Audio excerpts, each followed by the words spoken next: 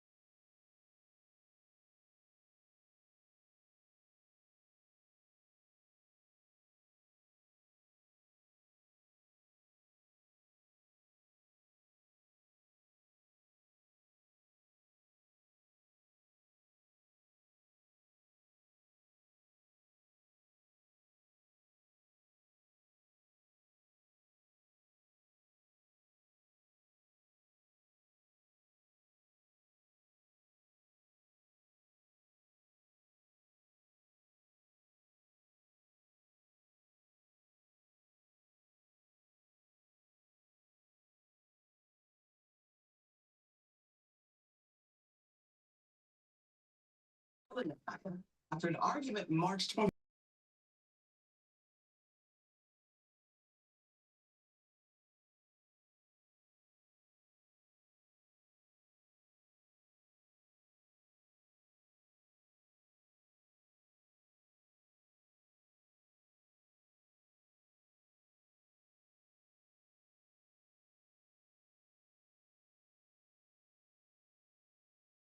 Stepping in for all of those families, including my own, who have experienced autism.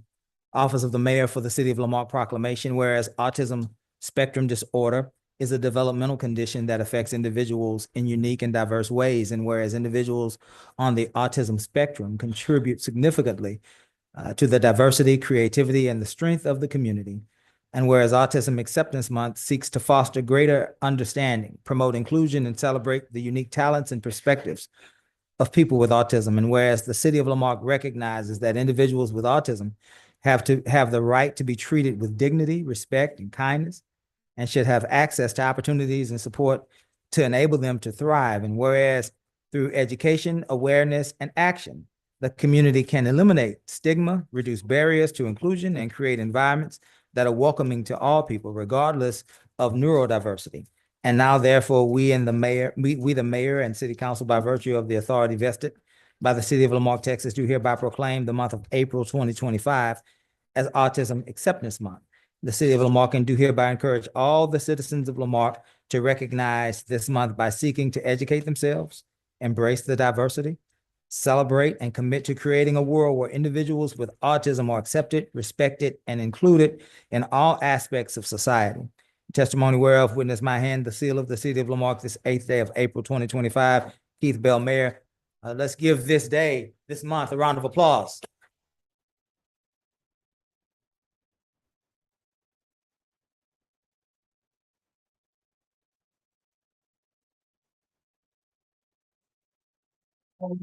Prepared to speak, but I am glad that we are honoring Autism Acceptance Month.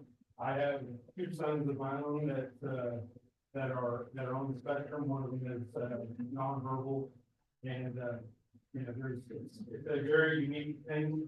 10 years ago, I didn't know anything about it. Now I know more than I probably want to know, but I really appreciate the city recognizing this one. Absolutely. Yes, sir. Absolutely.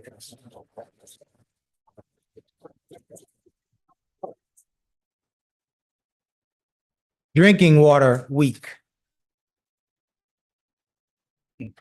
Did you? Were y'all here on assignment to come and receive the? Oh, were y'all just here because y'all wanted to know what was?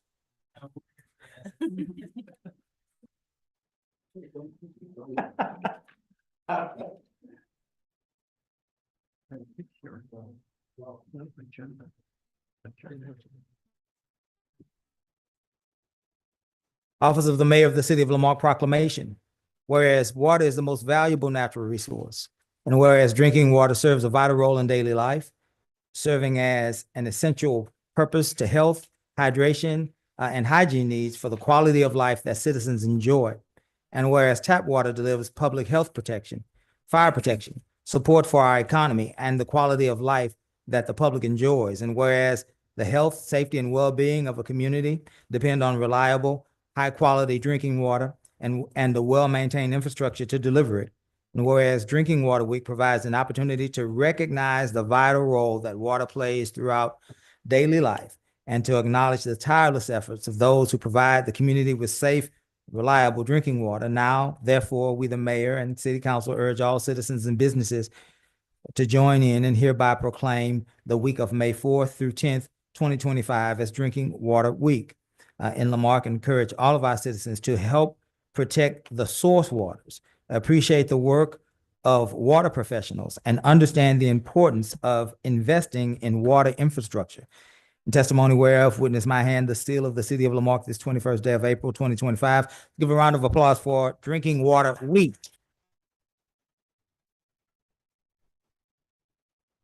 As we know, we do not produce our own water, we purchase it. And the resources, the source of those waters that we purchase has been receding for quite some time. And we are in a desperate struggle, we being humanity, we being Americans, we being Texans, we being members of this great city. We are in a desperate struggle to find new water sources. And so this is an important week. These men reflect the city's effort to make sure that we have safe drinking water. They are also members of our Public Works Division. And every time the fire department and the police department come before us, we applaud them for their efforts. They keep us safe in an entirely different way. How about today, if only today, we applaud the efforts of this team that keeps us safe by making sure our drinking water is safe. One round of applause for the Public Works Department.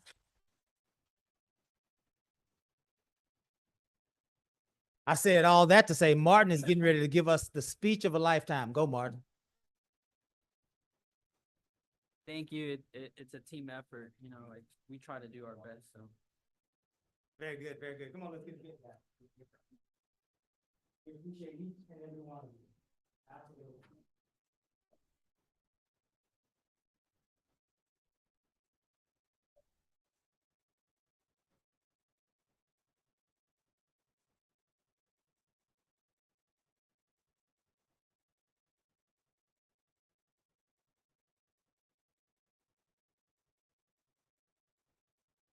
World Migratory Bird Day. Hey, how are you? Miss Tanya Griffith, who is standing here as the vice chair of the Parks Board. Office of the Mayor for the City of Lamarck proclamation. Whereas migratory birds play a critical role in the health of our ecosystems, contribute to biodiversity, and are essential to the environmental well-being of the planet. And whereas the theme of World Migratory Bird Day 2025 is shared spaces, creating bird-friendly cities and communities, highlights the importance of fostering urban and community spaces that support the needs of migratory birds and encourage harmony between human development and nature. And whereas cities and communities are at the heart of environmental change, and through thoughtful design and sustainable practices, can offer migratory birds a safe space for rest, shelter, and nourishment during their long journeys. And whereas it is vital to foster green urban spaces, such as parks, green roofs, and corridors that connect natural habitats, as well as reducing hazards, such as collisions with buildings, to ensure migratory birds thrive within our communities. And whereas engaging local communities and educating the public on the significance of protecting migratory birds and their habitats help cultivate a cultural environment of stewardship, fostering the understanding that the health of our cities is interconnected with the well-being of our natural world. Now, therefore, we, the mayor and city council, by virtue of the authority vested by the city of Lamarck, Texas, do hereby proclaim May 10th, 2025 as World Migratory Bird Day in recognition of Lamarck, and encourage all citizens and organizations and communities to recognize the importance of migratory birds, to support efforts to create bird-friendly spaces, both in urban and rural settings, to ensure a future where our cities and our communities are vibrant, sustainable, and harmonious with nature. In testimony whereof, witness my hand, the seal of the city of Lamarck, Texas, this 25th day of April. Keith Bell, Mayor. Let's give a round of applause for Migratory Bird Day. I believe, Ms. Griffin, that we are a bird sanctuary. Is that right? Very good. And so this is in line with what we believe as a community. We appreciate the sentiment. Certainly, we want to participate in this wonderful day. Very good.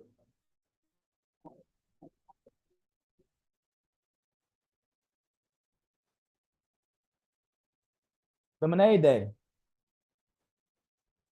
Is that you, Mr. Getty? Look at Mr. Getty. Welcome. Looking good. I like the shirt.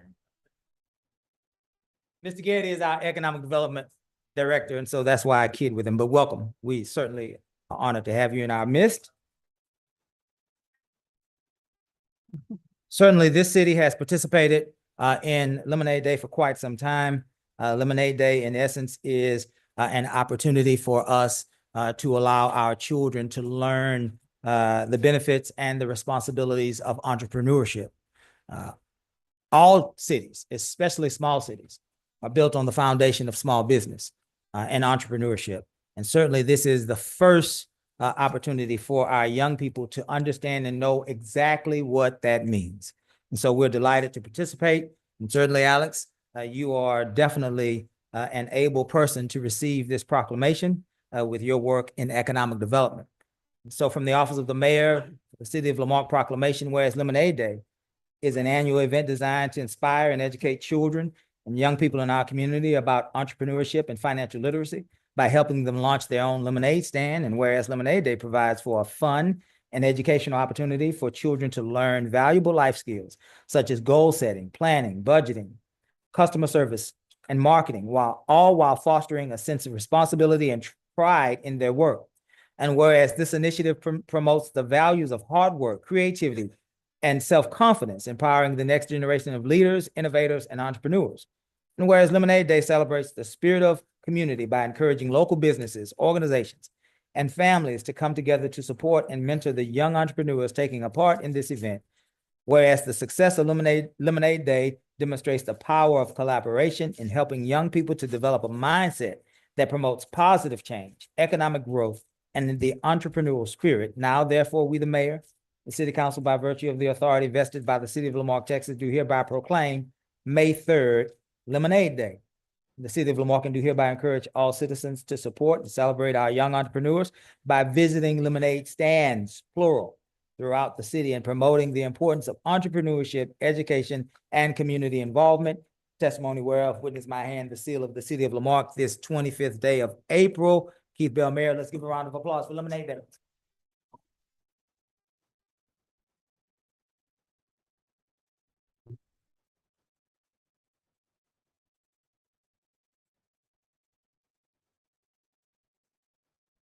Good evening. So Lemonade Day has been around for quite some time. I'm old enough now that I was able to participate before there was an official Lemonade Day.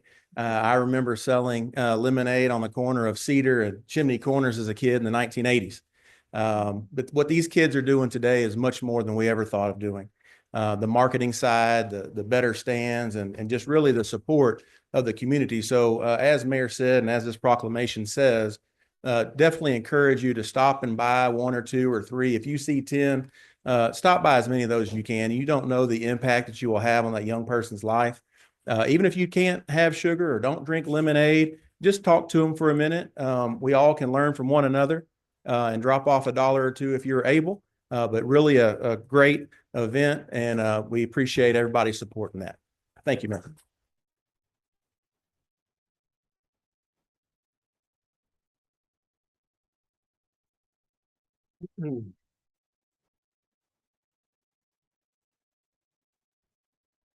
Thank you to all those that have participated.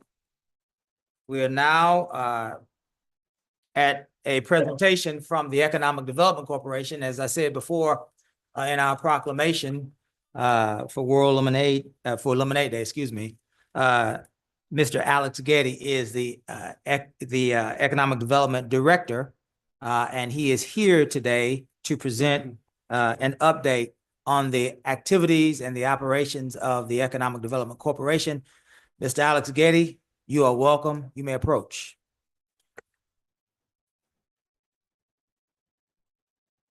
Thank you again, Mayor.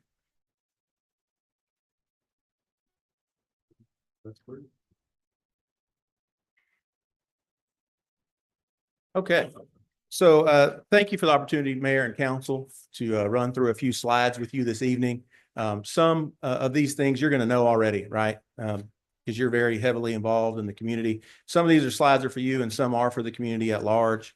Again, as Mayor mentioned, my name is Alex Getty. I'm the Director of the Economic Development Corporation.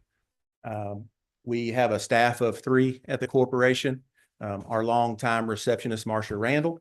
And we also have with us tonight Marielle Mascaro, who is our public relations specialist. She came on board late 3rd quarter of last year, really doing a fantastic job. And you're going to see some of her work tonight in these slides.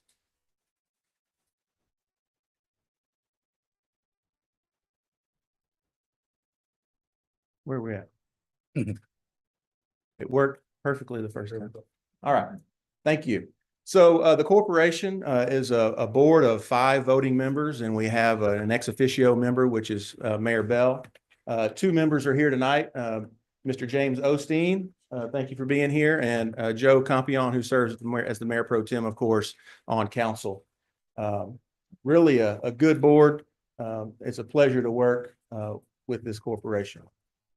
As mentioned, some of these things you're going to know, right? But I'm taking us somewhere. So just hang with me for just a minute. You know that we've had more than a dozen steady years of residential growth. And most of us in this room understand that the retail follows the rooftops. And that's the purpose of this slide. So we've had a lot of development on the west side. We've also had infill and redevelopment on the historic east side. Which has contributed to, 45% population gain in the last 12, 13 years or so. So we've really been growing. We all know that. We were also recognized, you've seen this before. We were also recognized a couple of times as one of the top 10 hottest communities in the Houston area. It's something that we should be proud of. As a result of all that growth, I just mentioned the rooftops driving retail. We'll go through a couple of slides here of new businesses in Lamarck. I put ARs on there kind of as a stretch, not because it's a brand new business, but because I think we're missing it a little bit on this particular business.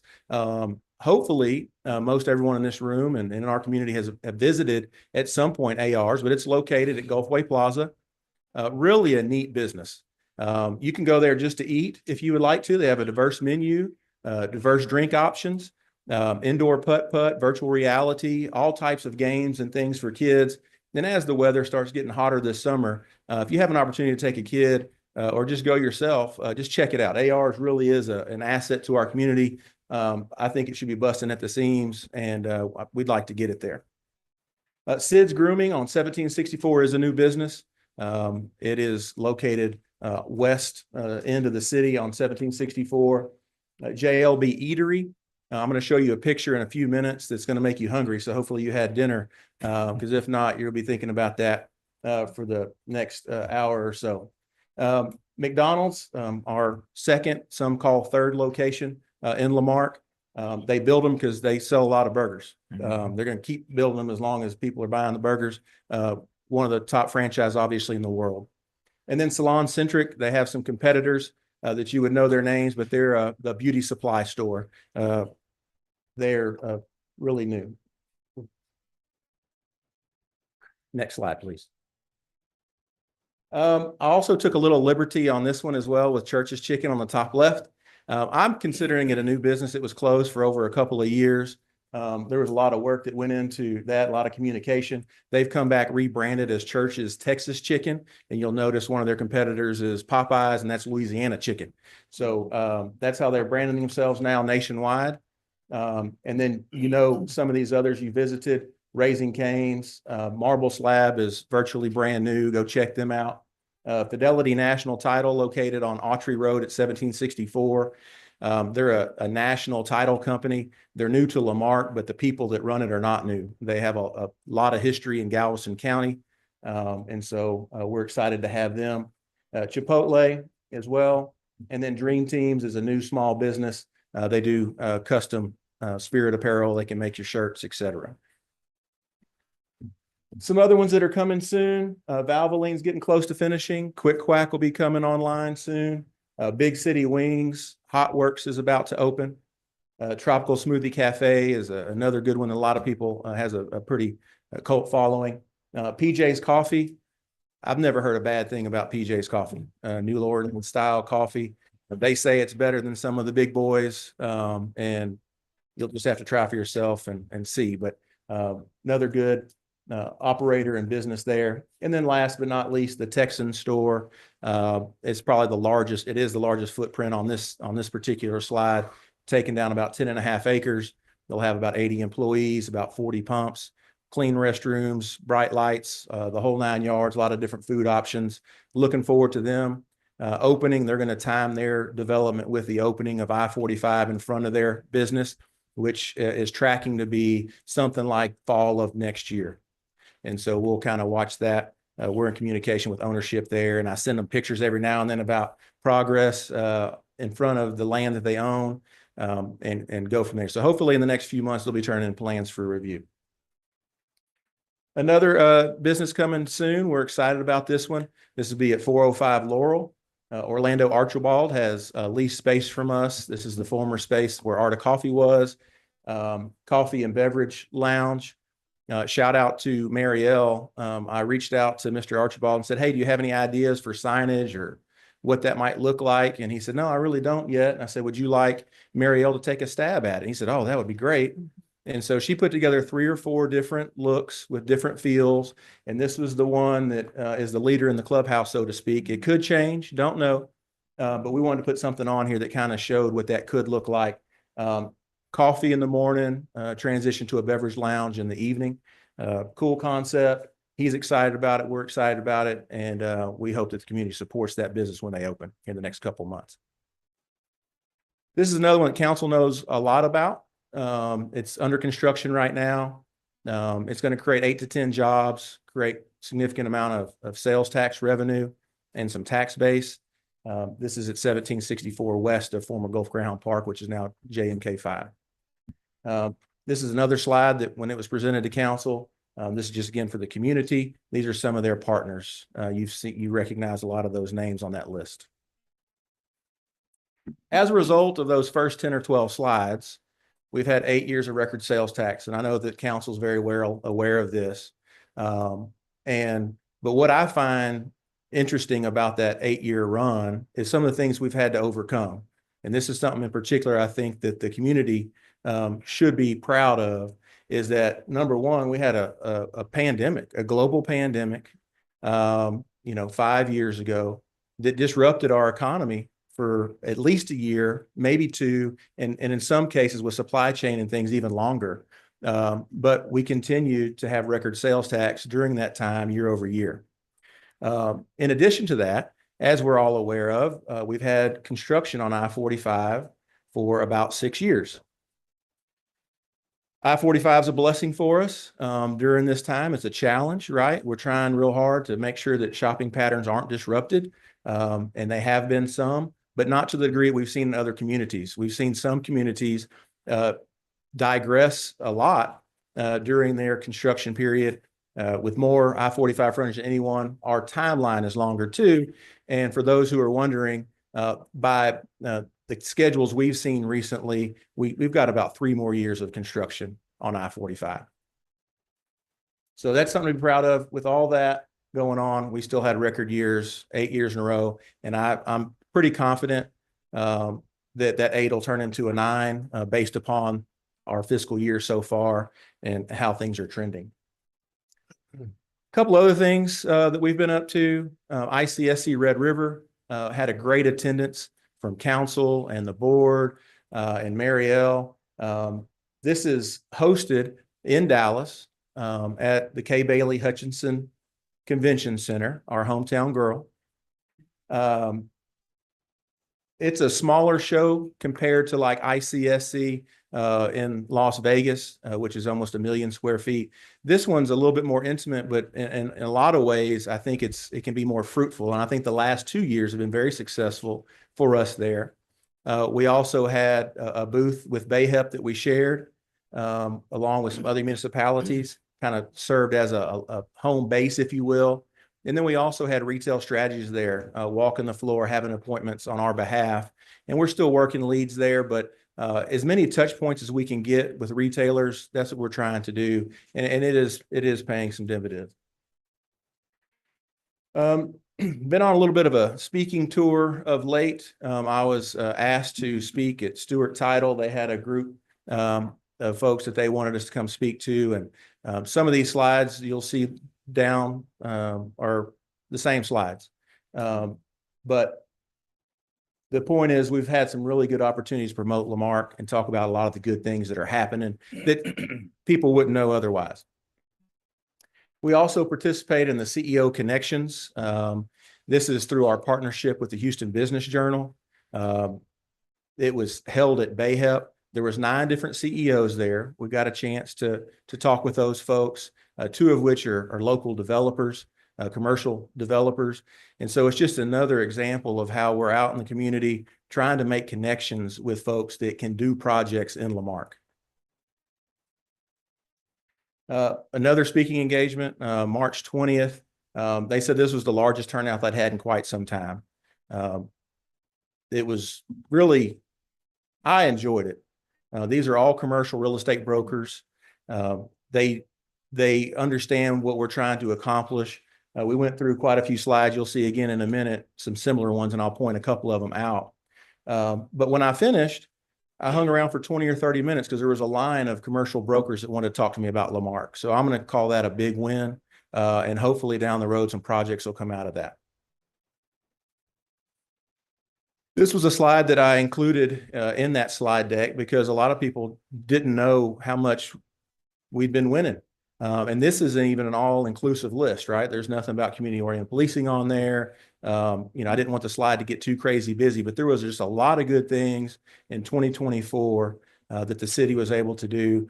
Even our newsletter, that last bullet got a little bit of love, and we won a Tamio Award for newsletters of cities that are 75,000 and smaller. So we were competing against some pretty large cities, and we're still recognized. Another award that wasn't on that slide, the EDC had been recognized for the 8th straight year with an economic excellence achievement recognition. We're one of about 10 of about 1,000 members who've won it 8 years in a row, or been recognized 8 years in a row, I should say. So that's a 0.01%, about a tenth of 1%. So that's something to be proud of. Another thing I wanted to point out, and this was another slide that I thought maybe the most important slide to the Backren group, to let them know of some of the resources we have. This is on the EDC webpage. We've partnered with Resimplify. And the message to that group was, hey, if you've got a listing in Lamarck that's not represented here, let me know so we can get it on there. And it'll only take us a couple, 3 days to do so. Every month, Resimplify, what they call scrapes the web for new listings. But there are some challenges with that. There are some groups that if they grab it from, they'll end up getting sued, right? So what they have to do is get that directly. And so we've called some of the brokers and say, hey, can you send me a slide on XYZ property so that way it can be listed? But more and more traffic is come to this webpage. We think it's a good tool. You may recall that we were with another company. We weren't satisfied with their response. And so we changed to Resimplify, and they're doing a really good job so far. Another thing we do for businesses is the Shine On Lamarcks. We've been doing that since 2016. There's been roughly about 100 of them made now. These are the last two. These were shot, edited, and produced by Marielle. Did a wonderful job with this. We'd mentioned Dream Teams earlier, custom apparel shop. And then, of course, we've got Anchor Real Estate there on 1765. Just two really good small businesses. These videos are optimized for social media. They're about 2 minutes long. And the hope is they can use them for recruitment of talent. They can use them to grow their business, et cetera. And our job is to try to make them look good. We also work on Inside Lamarck, of course, with city staff. This is something that's been happening off and on, mostly on, more than off in the last 15 years. But the community really likes it. Got a lot of good feedback from this last issue. I think people really liked the cover. I know I did. It just looks like a National Geographic magazine. I mean, it really turned out nice, really a nice product. So we also do ads every Friday on the below the weather page. I put top left up there, Benito's, for a reason. As many of you have heard and know, they closed after roughly about 57 years. What some of you do know, there's a cycle of every business. The EDC worked closely with Benito's over the years, but sometimes businesses do close, unfortunately. The patriarch passed away about 3 months ago. Matriarch decides, hey, it's time for me to retire. I've been in contact with the family. They are planning on listing that with a commercial real estate agent. And so once that happens, we'll do our best to try to get that backfilled. I think they're going to want to sell it, but we'll see. So hated to hear that. But this actual ad went out just a few weeks ago, like 2 or 3 weeks ago. So, I mean, we were trying to help to the bitter end. You'll see a lot of different businesses here. I told you there's going to be a burger that's going to make you hungry, and this is what they really look like. You know, you go to some places, you order, you look at the picture, and it doesn't look like that. This is actually what they look like. The buns are perfect. They're beautiful. They're tasty. And You're talking about the Big Mac, right? Yes, sir. Absolutely. How did you know? Those are awesome too. They sell a lot more of those than JLB sells theirs. But the Lamarck location is the second in the county. The other one's in Friendswood. They've been very successful, but they are just gourmet burgers. I mean, go try them out. I mean, they really are tasty. I think you'll enjoy it. Some other ads that have been done over the last few weeks and months. We also participated in the $2 challenge. This was a neat concept the Daily News put out. You could actually take your money to Moody Bank and they'll exchange that for $2 bills, and you can go shop locally with that. Just another fun spin and wrinkle on shopping local. And it really does make a difference. So this is a lot of the press and print we got from that campaign. We also, we do local, and we also do some regional publications, online and in print. Expansion Solutions is an example of that. There's a couple of ads that we've run. Trade and industry, same thing. You know, this is a little bit of the analytics there. We had 94,000 total impressions on that campaign that just finished. Houston Business Journal, mentioned them on the CEO Connections earlier. We also are in the book of List, which is a biggest thing they probably produce. Has a lot of different information in there, and we're included in that. Chamber, of course, you're seeing the theme here. Why are people choosing Lamarck? And those are really the three reasons. We're also advertising on television. You may have seen these ads. We're advertising on Astros games and other places. We're also doing iHeartMedia in English and in Spanish. So I'll just share all that with you, just because I mentioned touch points earlier. We've got to make sure that we're in front of these folks and they think about Lamarck. And the more times that we can get Lamarck in front of them is a greater opportunity for them to choose Lamarck when they're expanding or moving their business. So this is the new street design that council approved. I think many of you are aware that recently the Revitalization Committee approved up to $25,000 for street signs to help move that ball forward. And I know there's been some other committees that have approved a little bit of money here and there too. We're hoping this kind of gets it over the finish line in the next few months or whenever it makes sense to get those street signs updated, and just again promoting the fact that we're an all-America city. Coming up May 12th, Mayor Bell's Small Business Series. This is a really good topic, selling with impact. If you think about it, we're all selling something, right? And if you look at the highlights there, if you read those 5, I'm sure there's several that you say, yeah, I could probably touch up on that. And so please come out. If you've never been, if you're a small business or you're thinking about getting into business, or you just think this is a neat topic, come out to the library, 5:30 to 7. There's a QR code there so you can register. This is obviously a partnership between the Texas City Lamarck Chamber, the City of Lamarck, the SBDC. Amy is going to be teaching this particular class, and the Lamarck Economic Development Corporation. That's what I have for you this evening. I appreciate your time and attention. And if you have any questions, I'll try my best to field those. Very good. Thank you, Mr. Getty. Council, do you have any questions for Mr. Getty? I have, I have never gotten an inside Lamarck delivered to my house since I have lived here. Okay.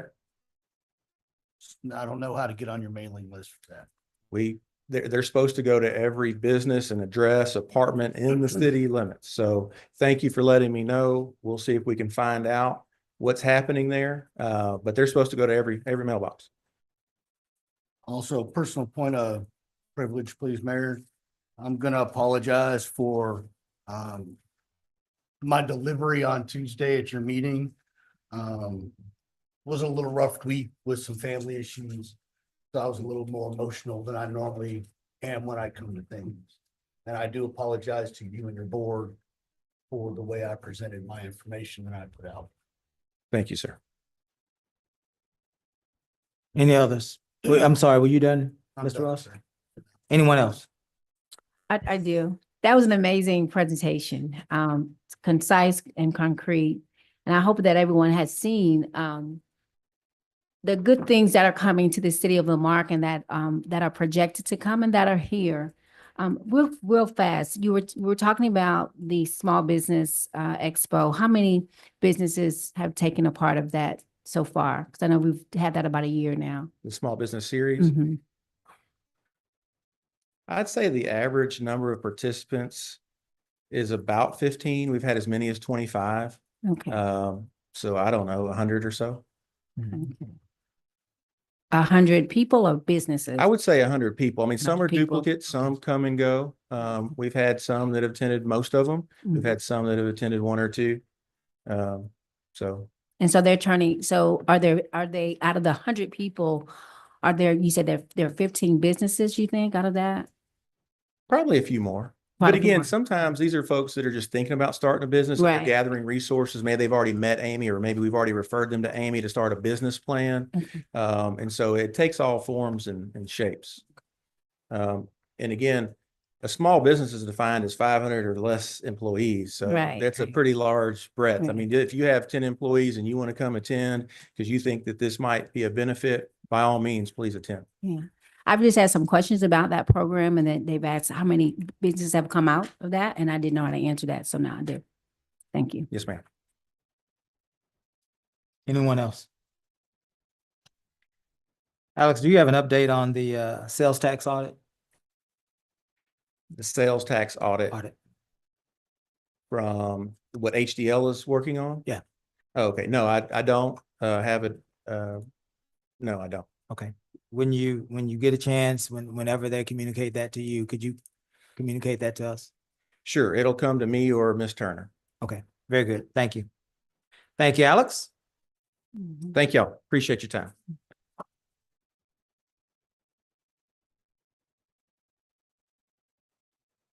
Number 5, citizens' participation limited to 3 minutes per person. Comments from the public will be heard at this time. Any person with city-related business who signed up may speak to council, limited to 3 minutes. If wishing to speak, you may give the mayor or the presiding officer your full legal name and address and item you wish to speak about.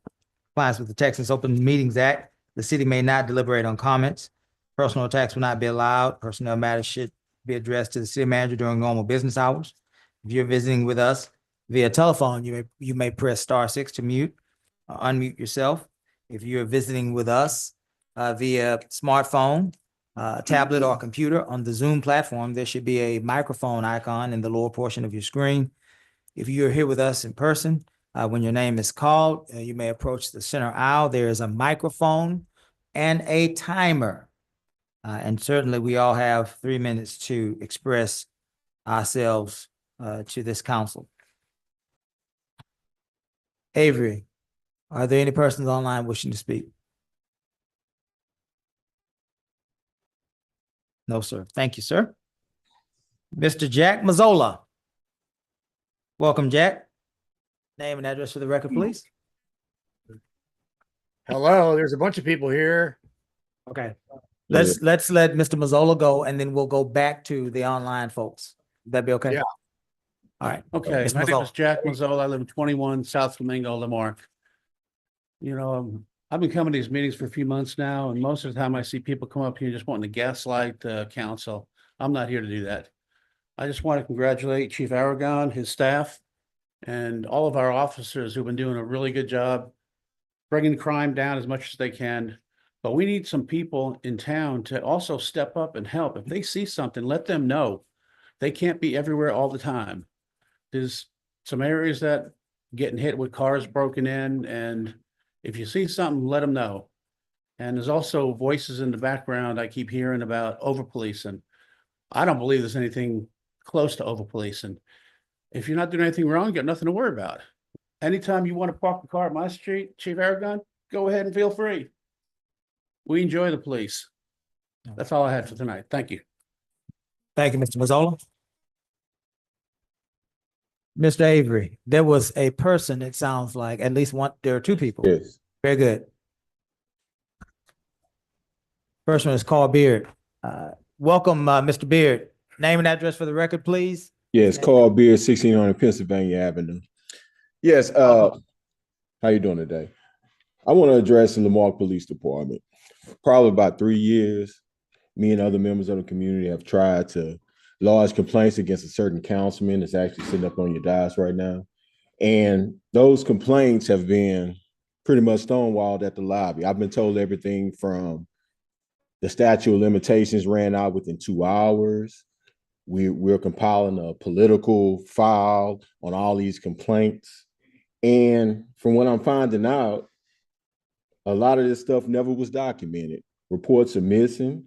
Myself and another member of the community have filled out freedom of information forms that have not been answered back in reference to this councilman. Now, this very councilman that sits up on that dais was able to actually file a charge on me through Lamarck Police Department for some similarly that I'm alleged to do that he actually done to a councilwoman that's sitting up on your council. Nothing was done by Lamarck Police Department. So I would love for Chief Aragon to actually ask why his officers are stonewalling actual harassment reports that have been made against a councilman within your city. This weekend, do live, I watched this same councilman follow a news reporter over to Galveston on live where he was harassing this guy. And from what I get, he was actually texting them saying, I'm following you.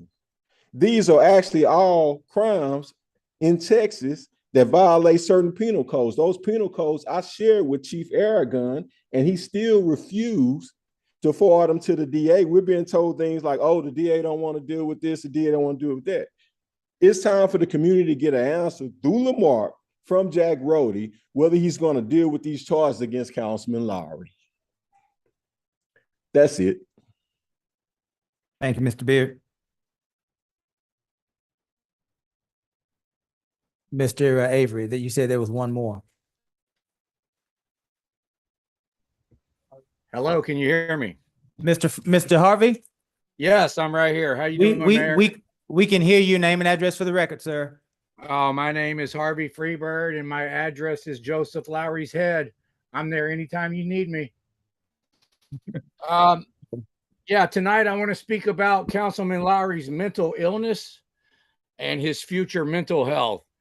Over the weekend of April 25th, Councilman Lowry engaged in behavior that can only be described as stalking. While I was working in Galveston County, he followed me around for 2 days, sending disturbing messages from his YouTube account, Lowry's News Network, bragging that he was hiding in the bushes watching me. He even suggested that I check my vehicle for a GPS tracker and said, quote, look under your truck for a tracker, end quote. I documented all of this psychotic behavior and published it today on my YouTube channel so the public can see it for themselves. This isn't just a harmless prank. This is obsessive, threatening behavior from an elected official. And this isn't the first time. Numerous people have sought protective orders against Mr. Lowry, including a woman in Washington State who has accused him of kidnapping her, tying her up for over a year, decapitating her dog, pouring gasoline on her, and threatening to light her on fire, and even having this woman's own daughter practice shooting her with the BB gun. This man is sick in the head. Other elected officials have also filed lawsuits against Mr. Lowry, 2 city council members. At what point do we as a community acknowledge that Councilman Lowry is mentally unstable and needs a serious mental health intervention? Mental health is critical for everyone, but especially for people who hold public office and make decisions that affect others. There should be resources and wellness programs available to ensure that council members are mentally stable and fit to serve the public. When it's obviously clear that an elected official is suffering from mental illness, the government should take swift action, just like they would if it was a citizen that needed to be Baker acted. I would strongly encourage Mayor and the council to require a mental health intervention for Councilman Joseph Lowry, who has shown frightening instability.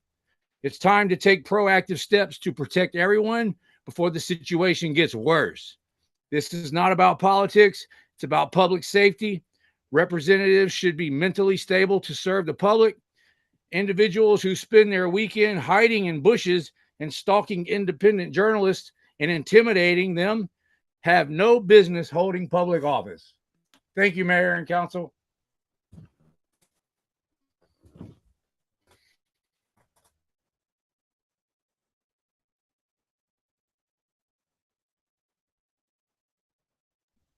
Joe A. Hicks.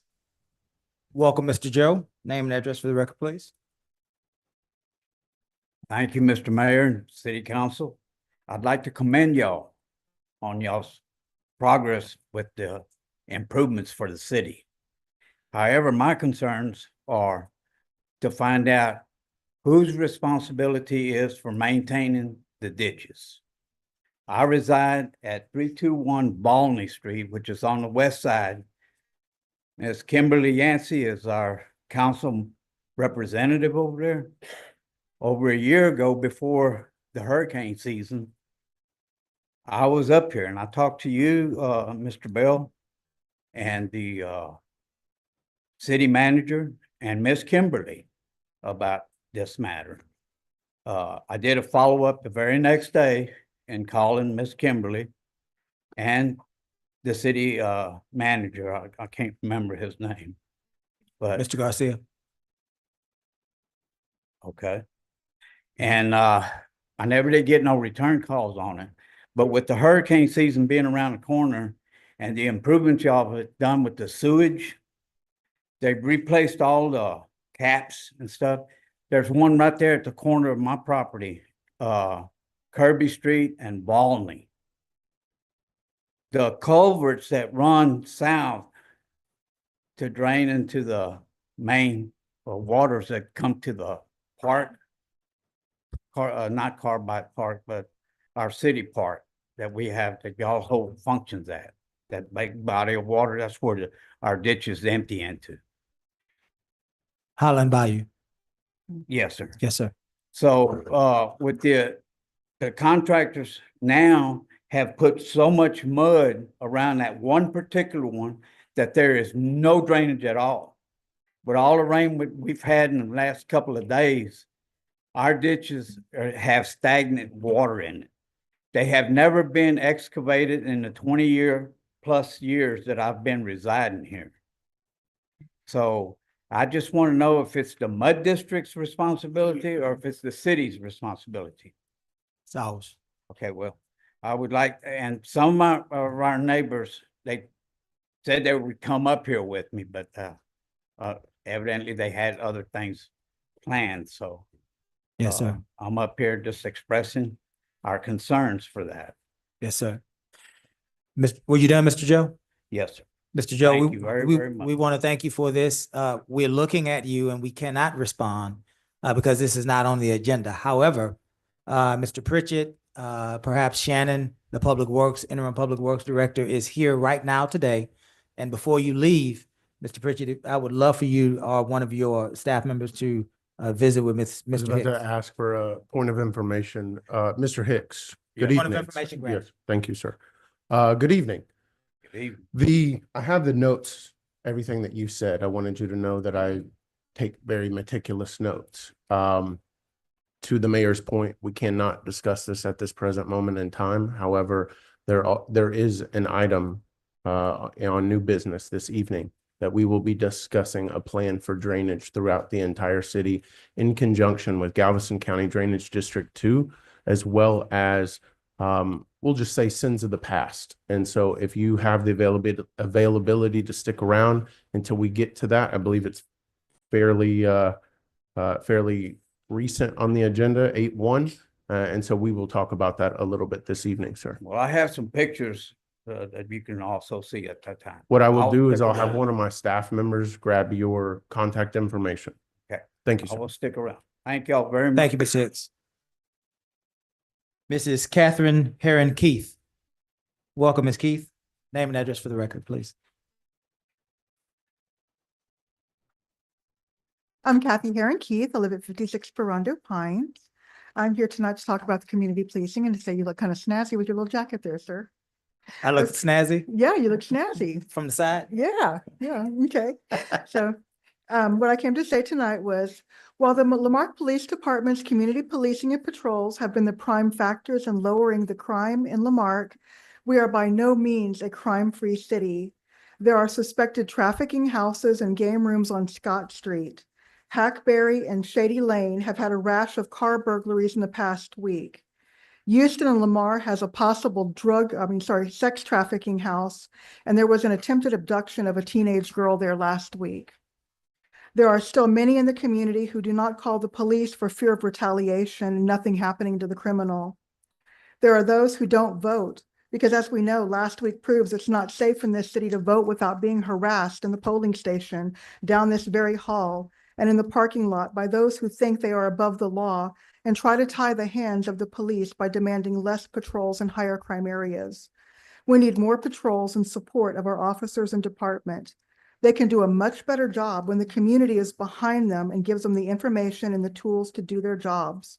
If we're not doing this, do we really want a safe city, or is this all just lip service? Thank you very much. Thank you, Ms. Keith.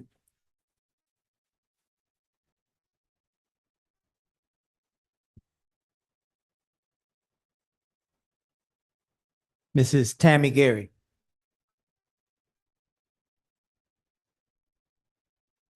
Welcome, Ms. Gary. Name and address for the record, please. P.O. Box 1211, Texas City, Texas. Welcome. I've heard what others have said. I myself was in law enforcement for 27 years, really 31 years. I'm all for policing. I'm all for keeping the community safe. None of us like crime. None of us want anybody breaking into our cars, into our homes. But there is a way to police, and it has to be done fair and firm. You cannot pick and choose what part of the city you're going to police right in and what part of the city you're going to police rogue in. And we all know Lamarck, Lake Road has been a problem since I was at Lamarck High School. I understand that. But you police, and I spoke with the chief regarding this, for police to just racial profile, and I'm going to say racial profile, because that's how I feel. That's what I've experienced, and that's what several people here have experienced, and several people didn't want to come because they told me they were afraid to come. And we're not talking about people that are just criminals. We're talking about everyday working people who pay their taxes. My son and his friend was at a home working for me.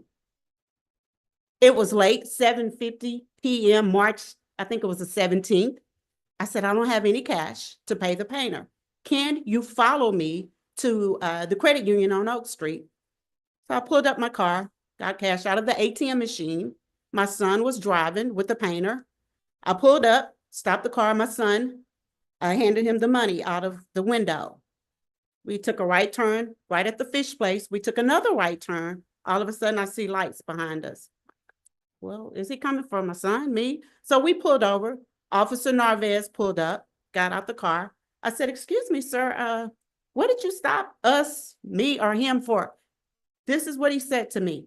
What were you doing in that parking lot for so long at the credit union? I said, excuse me? If you saw I was in that parking lot, you saw exactly what happened. So what does that mean? I gave my son some money. So what did you think it was? What did you think it was?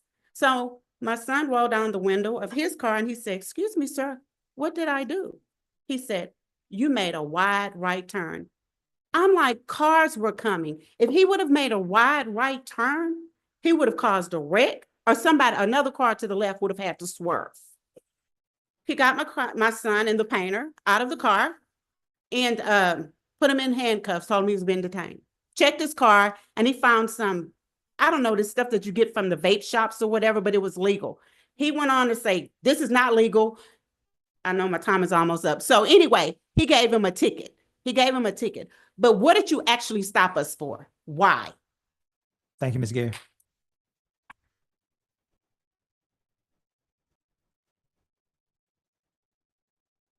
June Lundy. Welcome, Ms. June. Name and address for the record, please.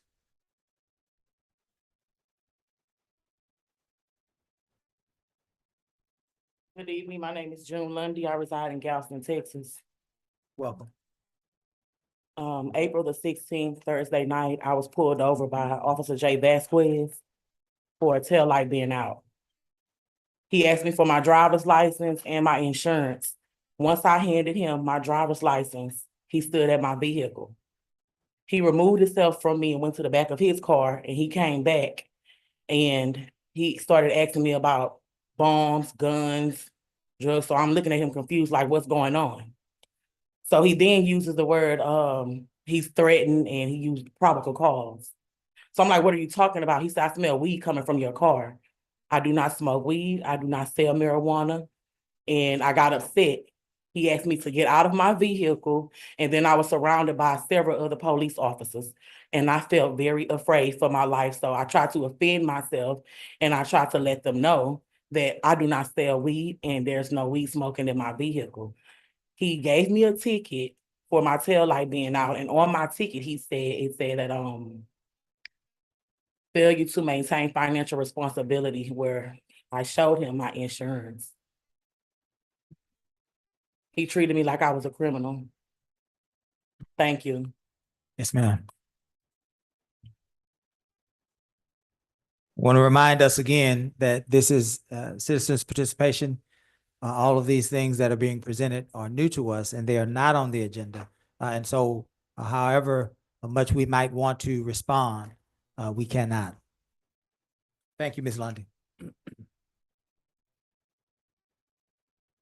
Mrs. Judy Sturgeon. Welcome again, Ms. Judy.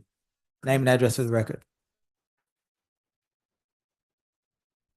Thank you. Judy Sturgeon, 3101 Melody Drive, over on the flip side of the National Guard Armory. Unlike the last couple of speakers, I'm here because I don't have any complaints about the police department. I have heard some minor rumblings in the neighborhood about over-policing, but I haven't heard any details other than tonight. The last time we had a neighborhood meeting with the chief and met a couple of the new officers in the neighborhood, he did tell us that their approach is going to be proactive policing rather than reactive policing. Instead of waiting for someone to make a complaint and then go to try to chase down somebody who used to be there before somebody called in, they were going to be doing active patrolling, and they were going to be in more neighborhoods, and they were going to be active. They weren't going to be sitting around waiting for someone to make a phone call. So I would expect that people see more police officers rolling in their neighborhood. And I personally, now that there's so much construction right up behind my house on I-45, I run through town a whole lot more often. And I frequently see a police car rolling through the neighborhood, and they're on the move. They're around, and they're just about any place. I haven't ever seen them concentrated in any one area. If you live in one area and you see them, well, you're going to feel more like they're in your neighborhood too much. I'd like to say, come to my neighborhood anytime you want to. We certainly have, speeders and motorcycles zooming around at 10 o'clock at night, doing donuts or whatever they do. I've been real happy with them, to the point where the chief actually even mentioned that they're going to be aggressive with traffic stops, and they're going to pay attention, because I happen to know you're a whole lot more likely to catch somebody doing something wrong if there's minor stuff wrong with the car. And hold on just a minute. Please stop Ms. Sturgeon's time. In order for us to be able to hear Ms. Sturgeon, we have to be respectful. I get that this is a hot topic. I get that there is a lot of concern, but certainly Ms. Sturgeon has the floor for another 1 minute and 13 seconds. And let's be neighborly and allow her to speak. And then when it's our turn, we will certainly allow us to speak, if we can do that for one another. Thank you. Ms. Sturgeon, you may proceed. Sorry about that. I will agree that racial profiling or any kind of profiling is not okay. It's not acceptable under any circumstances. I absolutely support the comments that have been said before. I haven't seen any of that for whatever reason. Thank you. But we were warned ahead of time that there was going to be aggressive policing, and especially on traffic violations. And the chief mentioned stop rolling through stop signs. So I'm afraid that I have had to learn to stop completely at stop signs, which is against my nature, but I have been doing my very best, even if there's nobody anywhere, just in case somebody's hiding in the corners looking for me because they've heard about me too. So I thank the police department. I absolutely will criticize with anybody else who's had any complaints about any improper treatment, any improper accusations, and I'm sure that the chief will get on that and get things straightened out. I have faith in him, but thank you to the police department. Thank you to the neighbors who stand up and talk about the problems, because that's way more important than somebody standing up and saying, gee, I like what they're doing, but gee, I do like what they're doing, for me at any rate. Thank you very much for letting me speak. Thank you, Mr. Sturgeon.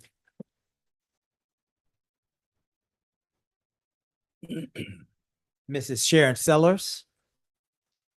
Welcome, Ms. Sharon. Name and address for the record, please.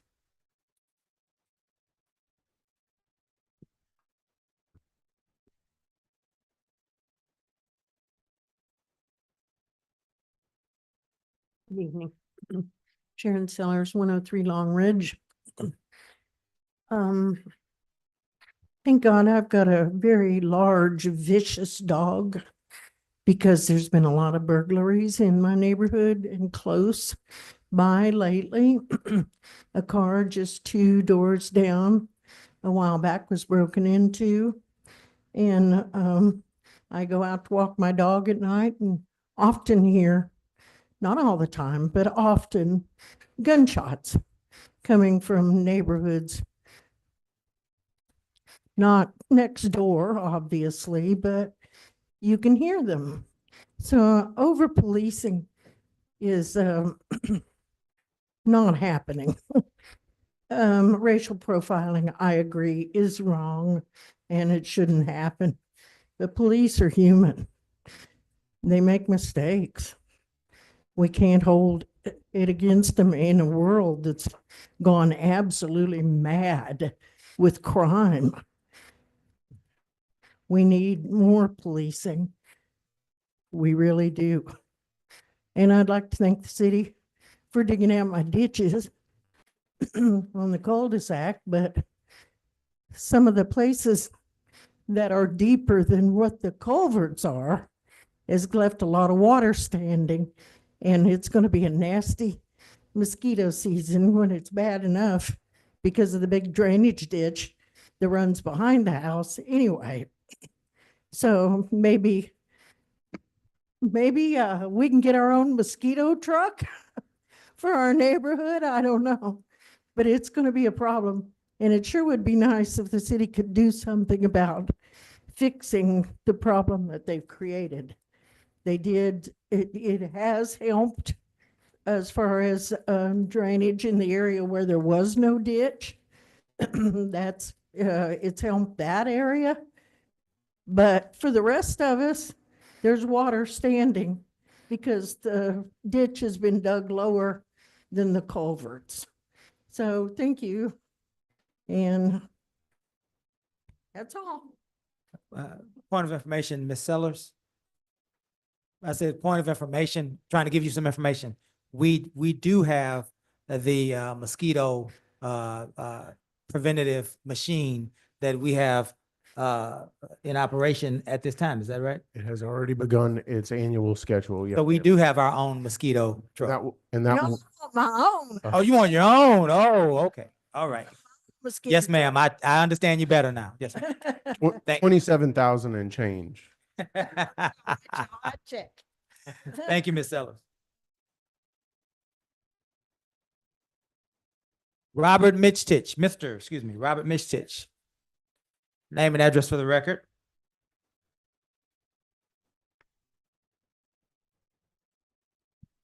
Robert Mitchtich, 24 North Curlew Street. Welcome. Couple of items that I want to address. Most of them it's to JP, to Mr. Pritchard.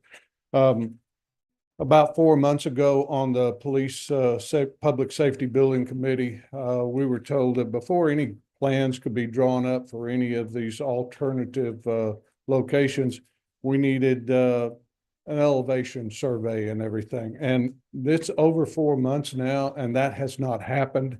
At our last meeting, there were 4 locations given to our city clerk who was in attendance. And, you know, we also had a presentation from Attico Engineering. And I requested at that time that everything that Attico had stated to be given to us in writing so that we could understand him and see it.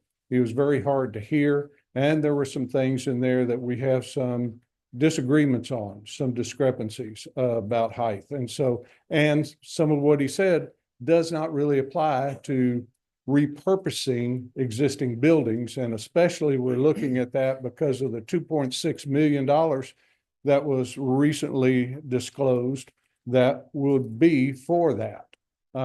Anyway, we need those elevation certificates. And second thing I need, I filed an open records request, and Mr. Pritchard, I would request a response to that, either yay or nay, and why. It's very important because it's the Secretary of State. It's about voter interference, intimidation, election fraud. It occurred on the first day of early voting. It occurred in the voting room. It was a council member on this board here. And let me be clear, I'm not speaking of Councilman Lowry, but another council person. And that council person accosted somebody inside that room and then followed that person out into the hallway. We have, Ma'am, that we cannot allow, I get it. He's speaking, I get it, but we cannot do this. Ma'am.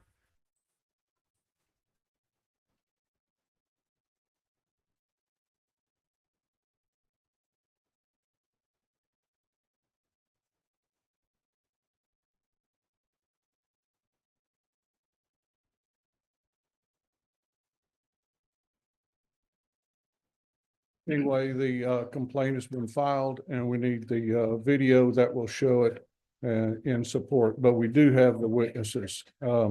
Anyway, that's what I have tonight. And JP, we really need to move forward on a police building, and we need those surveys. There's 4 of them to be done.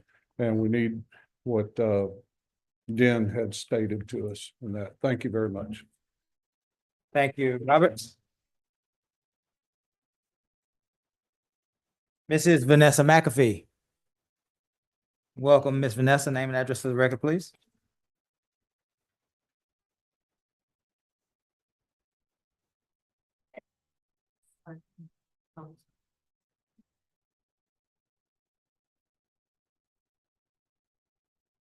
Sorry, I had to get my thing bigger. I don't have my readers. That's okay.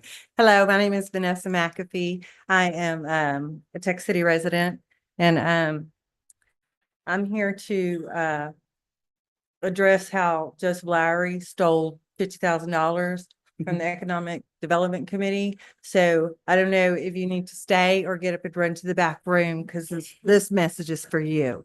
Okay. Chief Aragon, I don't know what the problem is. Like, I don't know what else you need.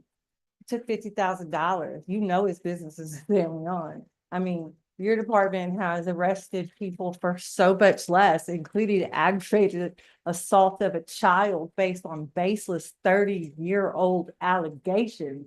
And you made that happen. Okay. There's so much you could do to pursue charges with what this man is doing to Kim and everybody else. There's the CJ guy, and I don't know what the problem is with you and Mr. Rhodey, but I hope y'all get it together soon because this is out of control. Every comment has been up here is about the police station. I've called you, I've left a message, I've tagged you on Facebook, and I'm not getting any response. He sold $50,000. Something needs to be done. All these Republicans in here talking about being conservative, financially conservative, but y'all okay with him walking away with $50,000? What'd you spend it on, Sarah? So, Miss McAfee. Sorry. Miss McAfee. Okay, I'm sorry. Miss McAfee. Miss Lowry. I got it. Thank you, Miss McAfee. Okay, so the rest, I'm also here to support Kim and what they're doing. I've already said that. Let's see.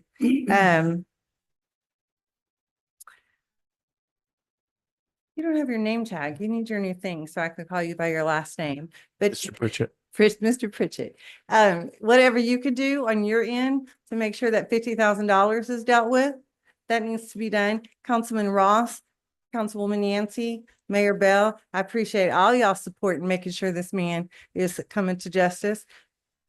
Councilman Compion, I encourage you to look more into what this person is doing, the one you're sitting next to. And please, if there's another censor, you know, I would encourage you to go with the rest of the people on the board, because he's a terrible person and he's making a lot of mess in Lamarck, and we need your support with this. So if you could consider that, I would really appreciate it, because all you really have to do is look on Facebook and see what he's doing to everybody. You could probably look on there tomorrow and see him acting like a man baby and treating me like crap tomorrow. So I'll be more than happy to show you what he's going to post. Thank you for supporting you. the forensic audit. Mr. Lowry, we cannot. You still have, were you done? Nope, that's it. Thank you. Thank you, Ms. Maxey.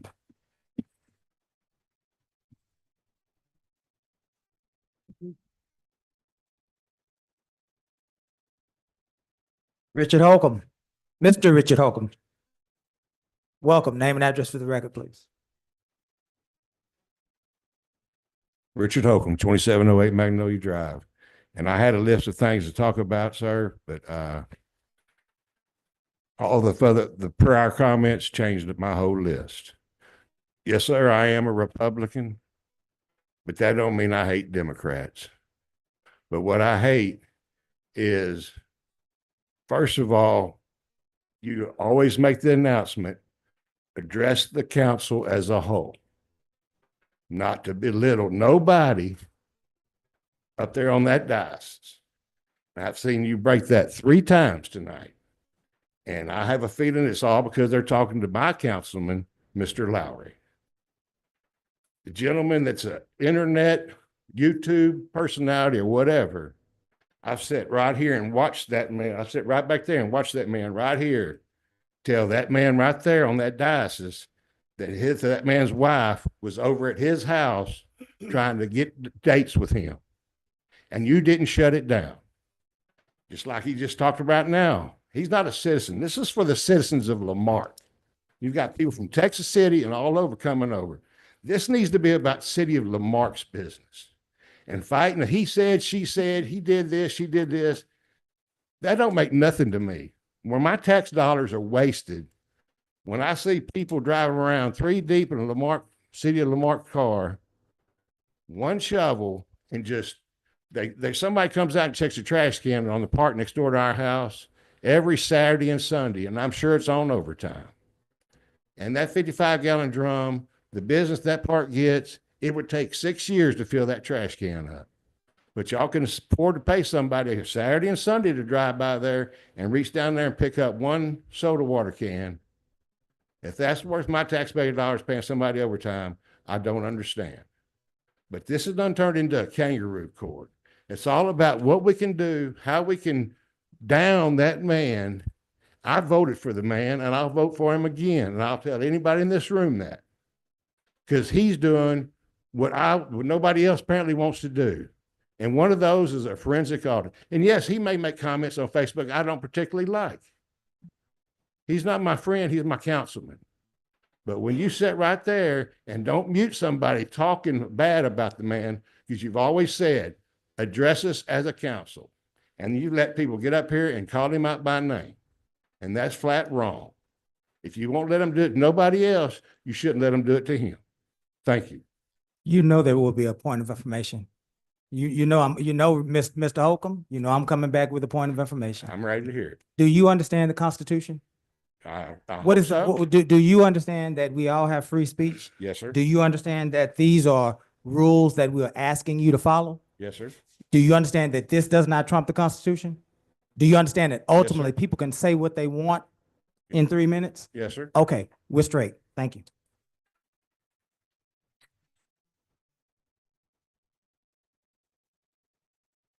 Reverend Timothy Sykes. Welcome, Pastor. Name and address or organization. I have no idea why you're here, for the record. Thank you, Mayor, Council. My name is Pastor Tim Sykes. I pastor in Galveston. I reside in Texas City, but I'm a county guy, born and raised in Galveston. Spent over 30 years in law enforcement, policed in Galveston, policed in Tennessee, policed in Georgia, and I policed in New York, and I'm returning home. I'm a certified licensed Texas police officer and police instructor, taught at the police academy. I'm here tonight because my heart is heavy, I'm wounded, I'm hurting, and I come tonight as a weeping prophet because I'm hurting. Jill, stand up. She is a member of my church. On April the 16th, 2025, Ms. Lundy was pulled over by Officer Vasquez on a burned out tail light, a non-criminal equipment related infraction. And during this stop, Officer Vasquez claimed that he smelled marijuana. You heard the story. I had a brief speaking with Chief Aragon. I am going to be filing a formal complaint against Officer J. Vasquez. I support policing 100%. But what I don't support is renegade, Rambo style, John Wayne style, racial profiling policing. And if you want to check the records, you can look up Timmy Sykes versus Chattanooga Housing Authority Police Department in Chattanooga, Tennessee, when I was fired for being a whistleblower and made case law in the state of Tennessee. Tonight, when I leave, I'm going to my church and I'm going to the altar of God. I'm called by God, I'm anointed by God, and he's going to hear me and respond like he always have, because it's got to come to an end. I'm done with that part. Councilwoman Kimberly Yancey and her husband are both what I consider not only spiritual friends, but we're like brothers and sisters because we go way back. And I have watched Councilwoman Yancey serve. I have watched her husband serve. And I don't know Councilman Lowry at all. But I have seen some things that he has done. And it's unethical and unprofessional, and it needs to be dealt with in the most way. God bless you and thank you. Thank you, Pastor Sykes. Mr. David Pennington. Welcome, David. Name and address for the record, please.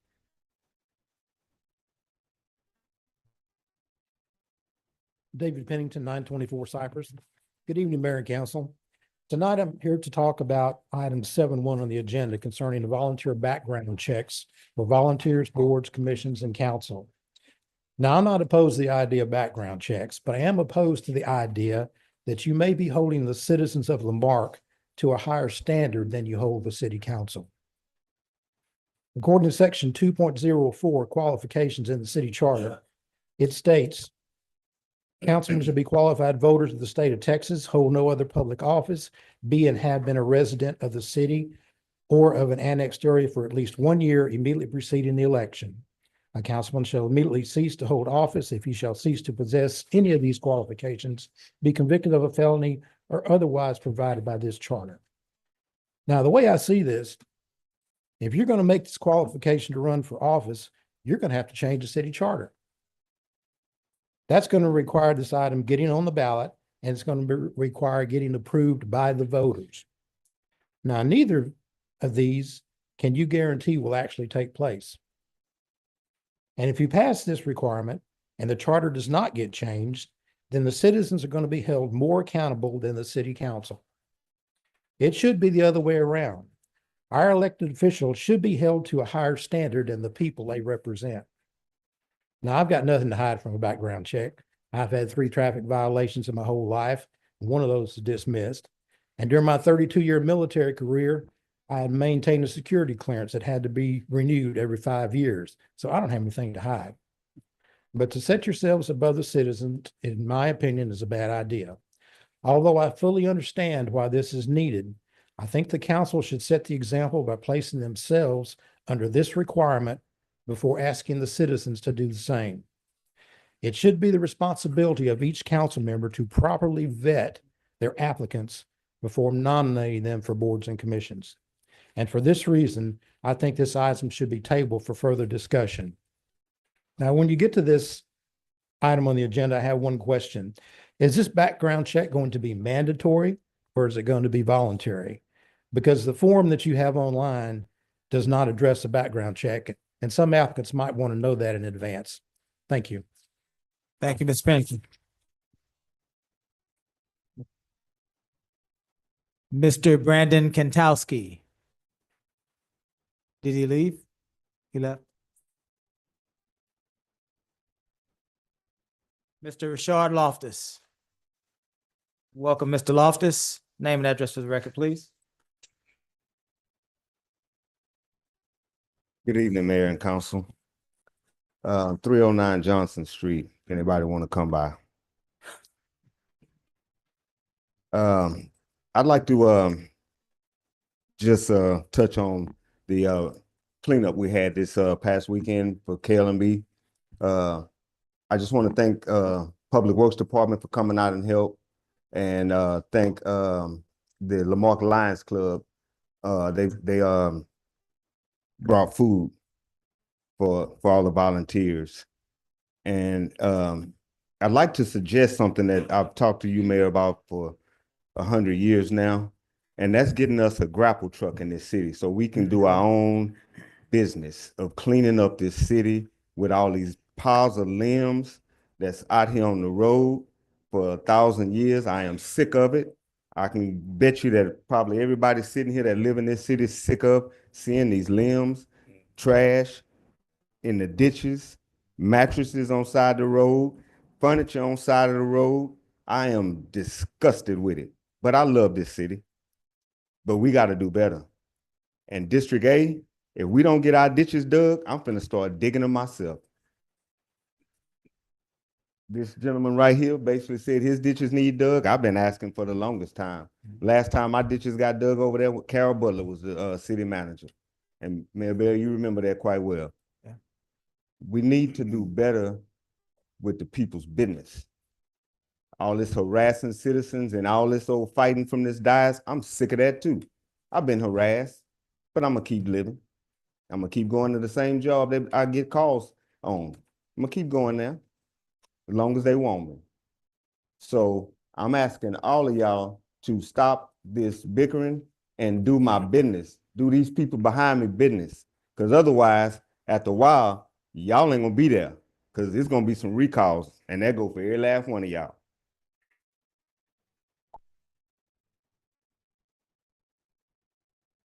Thank you, Mr. Loftus.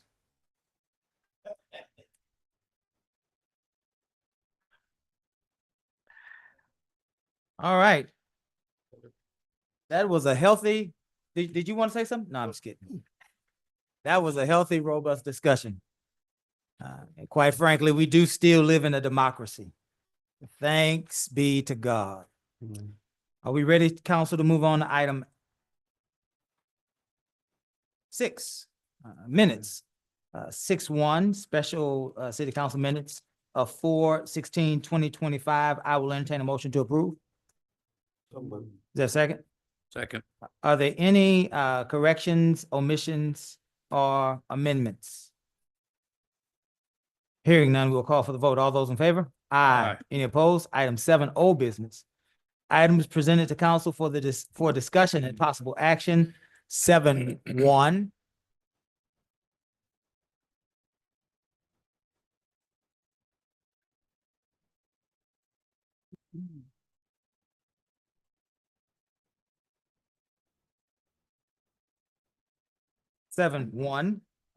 Volunteer background checks, considering the implementation of background checks for all volunteers, including boards, commissions, committees, and council. This was brought to us by the city clerk for further direction. This item was tabled on 4/10/2025. I believe, Mr. Compion, you wanted this item tabled because you wanted to do some more research. Yes, sir. How is that coming? Right here, ready to talk about it. You have the floor. Thank you. 5 minutes, Ms. Nance. It's always interesting when I sit here and I listen. I love the feedback and I listen. I'm one of those people who take meticulous notes to carry over from college and law school. We didn't have computers in those days, so you had to write everything. And so when I start my comment, Mayor, I'm going to say that I agree with one comment that Mr. Pennington said. I'm going to, at the end of this, ask that we continue the discussion, right, by tabling this. Okay. But I'm going to be passing out some information. Okay. What's the reason for a background check for boards and commissions? Number one, it's good practice. If there's one thing I've learned over attending these now almost 6-7 years of attending TML, Texas Municipal League conferences and others, that is something that is looked for, especially when the focus is on child sex offenders. That's the importance of this.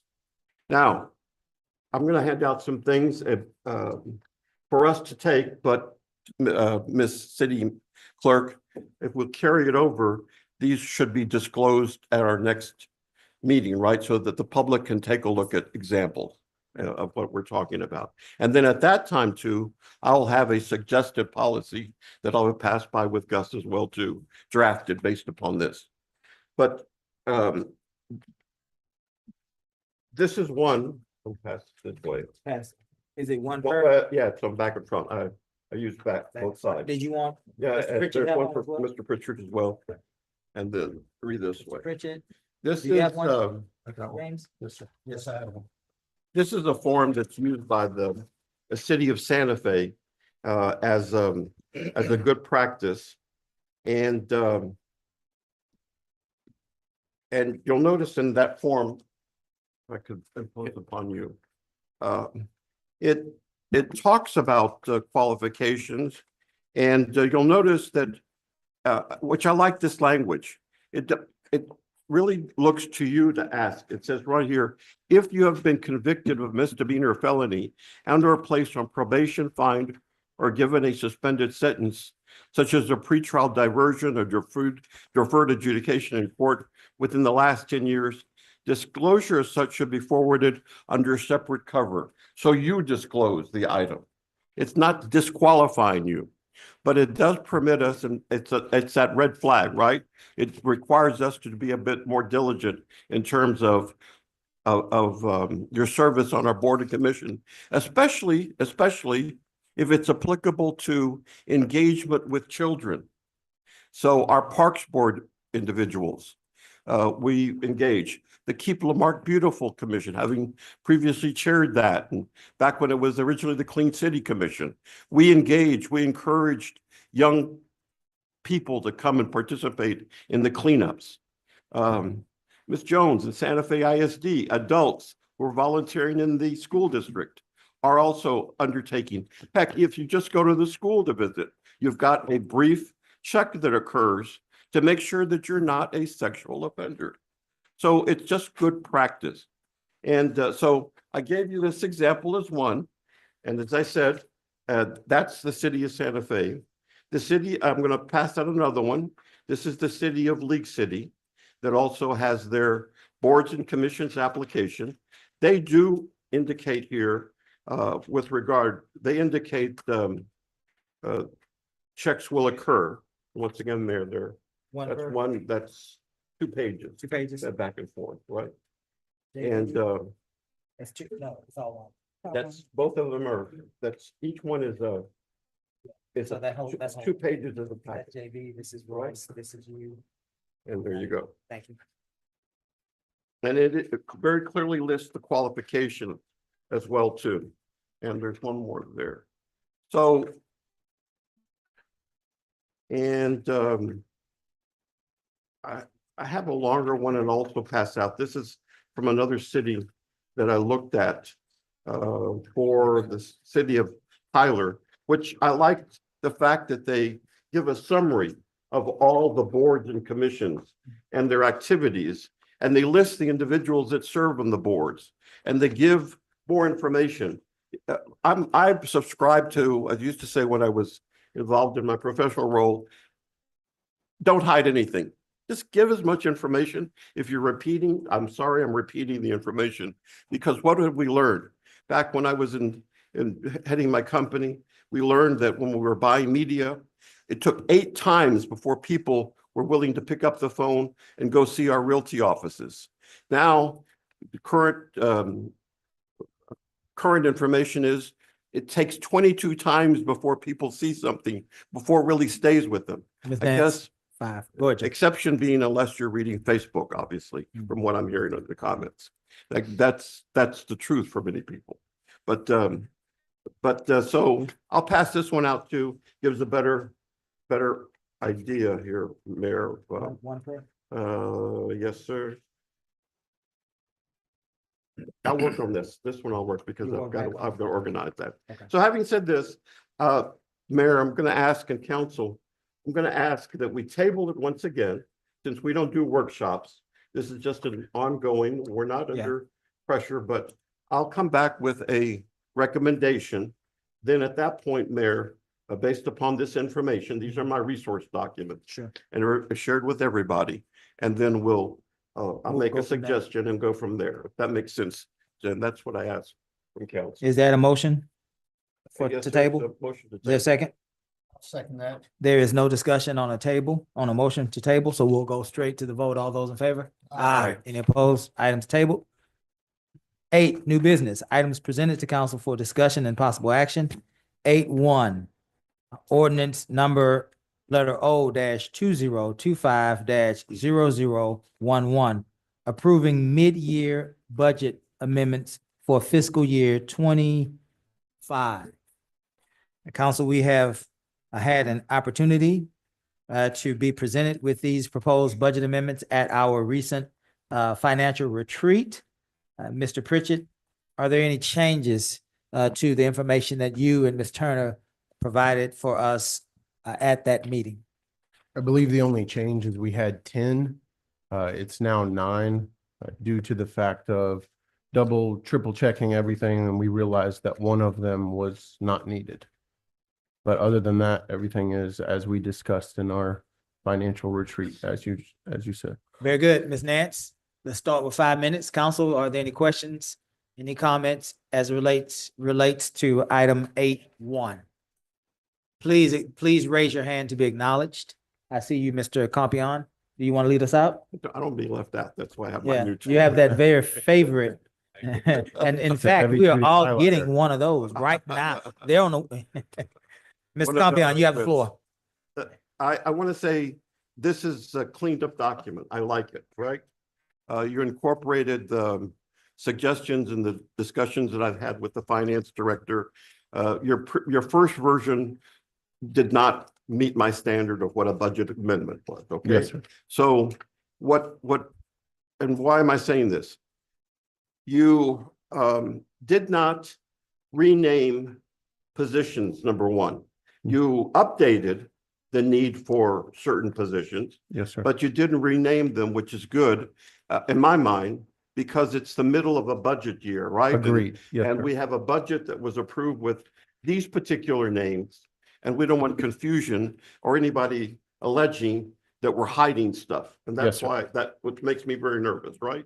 So this budget amendment meets that. And then you have set forth the request clearly for the new positions. Yes, Now, my only suggestion or comment to both the finance director and yourself is that I'm noticing that and under the fiscal impact statement,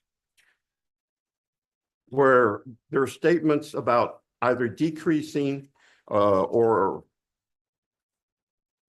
decreasing the general fund balance. I want to make sure that that money is not available from another category in which the money's there, it's been allocated and budgeted, and we're not yet, we've got some flexibility there. Do you understand what I'm saying, Ms. Turner? Right?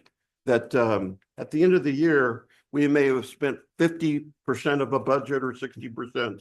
And if we're looking like we're not going to spend the full allocation, that's where I suggest the money come from for purposes of the budget amendment. Because I don't want to see our decrease in the general fund, council, if that makes sense. We're already under the 90-day period in the general fund.